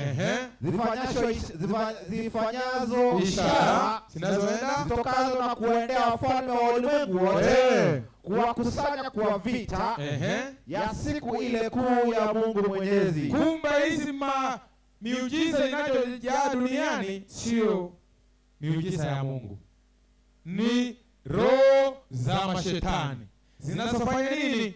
Miujiza. Sinaenda dunia kuandaa watu kukuja kukataa ukweli. Chunga usifuate miujiza na ishara. Yesu anasemaje?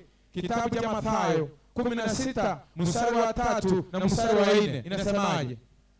Chunga sana, wacha kufuata miujiza, enda kwa sheria na ushuhuda, na penda ukweli wa maandiko. Soma maandiko yanayosema. Na asubuhi wasema leo kutakuwa na dhoruba. Naam. Na kwa maana mbingu ni nyekundu, tena kumetanda.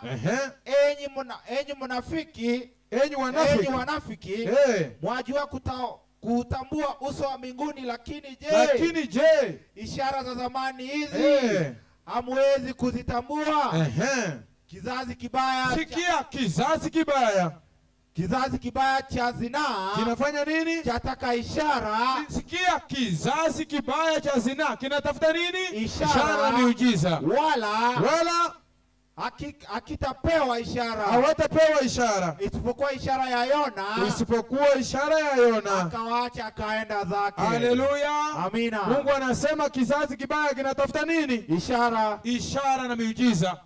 Kizazi kizuri kinataka kusikia neno. Luka 11:27-28. Kizazi kibaya kinatafuta ishara na miujiza. Wanataka kusikia ishara na miujiza na kuona, lakini Mungu anasema hizo kizazi kibaya kiovu, mutapotea. Tufuate ukweli wa maandiko, tuende kwa sheria na kwa ushuhuda. Soma. Ikawa alipokuwa akisema, huyu ni Yesu alipokuwa anahubiri maneno hayo, mwanamke mmoja katika mkutano alipaza sauti akamwambia, heri tumbo lililokuzaa na matiti ulionyonya. Yesu akajibu aje? Lakini yeye aliyesema, Yesu akasema, afadhali heri walisikiao neno la Mungu na kulishika. Mungu anasema ni heri tulisikie neno la Mungu na kulifanya. Fungu langu la mwisho, kitabu ya Yohana 8:31-32.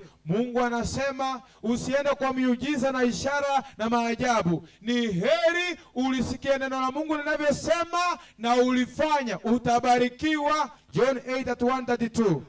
Basi Yesu akawaambia, wale Wayahudi waliomwamini, nyinyi mkikaa katika neno langu mmekuwa wanafunzi wangu kweli, na tena mtaifahamu kweli, na hiyo kweli itawaweka huru. Wangapi jioni ya leo nasema nataka niwe mwanafunzi wa Yesu kweli? Nataka kukaa katika neno la Mungu, nijue ukweli, uniweke huru, na nibarikiwe kwa kusikia na kulitii neno la Mungu kwa ishara ya mikono. Amina. Tusimame kama ndio ombi langu, kwamba mimi nataka kudumu katika neno la Mungu, ni kama mwanafunzi wake kweli, nijue ukweli, niweke huru, nibarikiwe kwa kulisikia neno la Mungu na kulifanya. Songea na miguu yako miwili. Kuja, tembea kwa miguu yako miwili. Karibia hapa mbele tuweza kuomba. Kama ni ombi lako kwamba mimi nataka kuwa mwanafunzi wa Yesu kweli, nataka neno la Mungu nilisikie,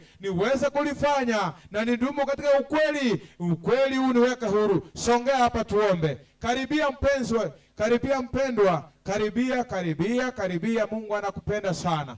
Hatutaki tudanganywe na manabii wa uongo. Hatutaki kutufuata ishara na miujiza ya uongo. Tunataka tudumu na kusimama katika ukweli. Ukweli utuweke huru, tusije tukadanganywa. Haleluya. Songea karibu, tunataka kuomba. Songea haraka, tunataka kuomba. Nimemaliza. Sina story nyingine. Habari njema ni kwamba Mungu anatujali, anataka tuokoke, lakini tukubali kulisikia neno lake na kulifanya. Tutabarikiwa tukidumu katika neno. Tuache kufuata miujiza na ishara za watu wa uongo. Na Mungu atubariki kwa jina la Yesu.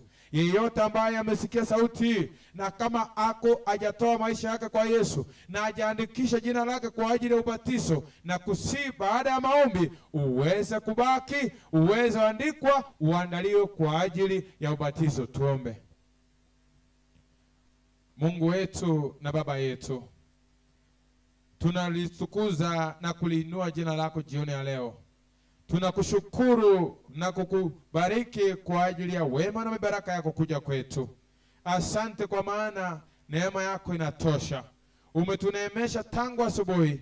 Umetuficha chini ya mbawa zako. Umeshikilia anga, umeshikilia afya zetu, umeshikilia mitambo, na tumeweza kubarikiwa mbali huu.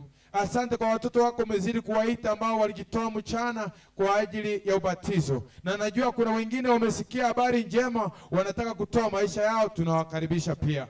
Uzidi kutembea nao, uwafiche chini ya mbawa zako, uwazingire na utukufu wako. Tembea nao wanapotoka na kuingia, wavute na kamba za pendo lako, waimize, tawala mawazo yao, wape mtazamo chanya ambayo ni mtazamo mzuri kuhusu mambo yako. Wajue amebarikiwa anayesikia neno lako na kulitenda, kwamba tukiwa wanafunzi wako kweli kweli tutakaa katika neno lako, tutajua ukweli, utatuweka huru. Tuepushe na uongo wa shetani, tutoe gizani, tulete katika nuru lako. Tutembee katika nuru ya neno na tushike amri zako, ili tuepukane na uongo wa manabii wa uongo wa shetani ambao wamepotosha wengi. Tutakapoondoka hapa tuwe chini ya ulinzi wako. Wagonjwa wapone, wasio matumaini wape matumaini, walio na mashaka wape ujasiri na imani iliyo imara. Waliolemewa Mungu wainue, wawe nguvu yao. Wanaopungukiwa na mambo mbalimbali, wewe kuwa mchungaji wao, watimizie mahitaji yao. Fungua njia, bariki biashara yao, bariki kazi yao, wafungulie wengine wapate kazi. Wewe ndio muweza, ndio maana wewe ni msaada na kimbilio wakati wote. Tenda fadhili zako kwa kila mmoja wetu. Tulinde, tutunze tena mpaka asubuhi tutakapoonana. Tunaomba tukiamini kwa jina la Yesu Kristo Bwana tena mkombozi wetu.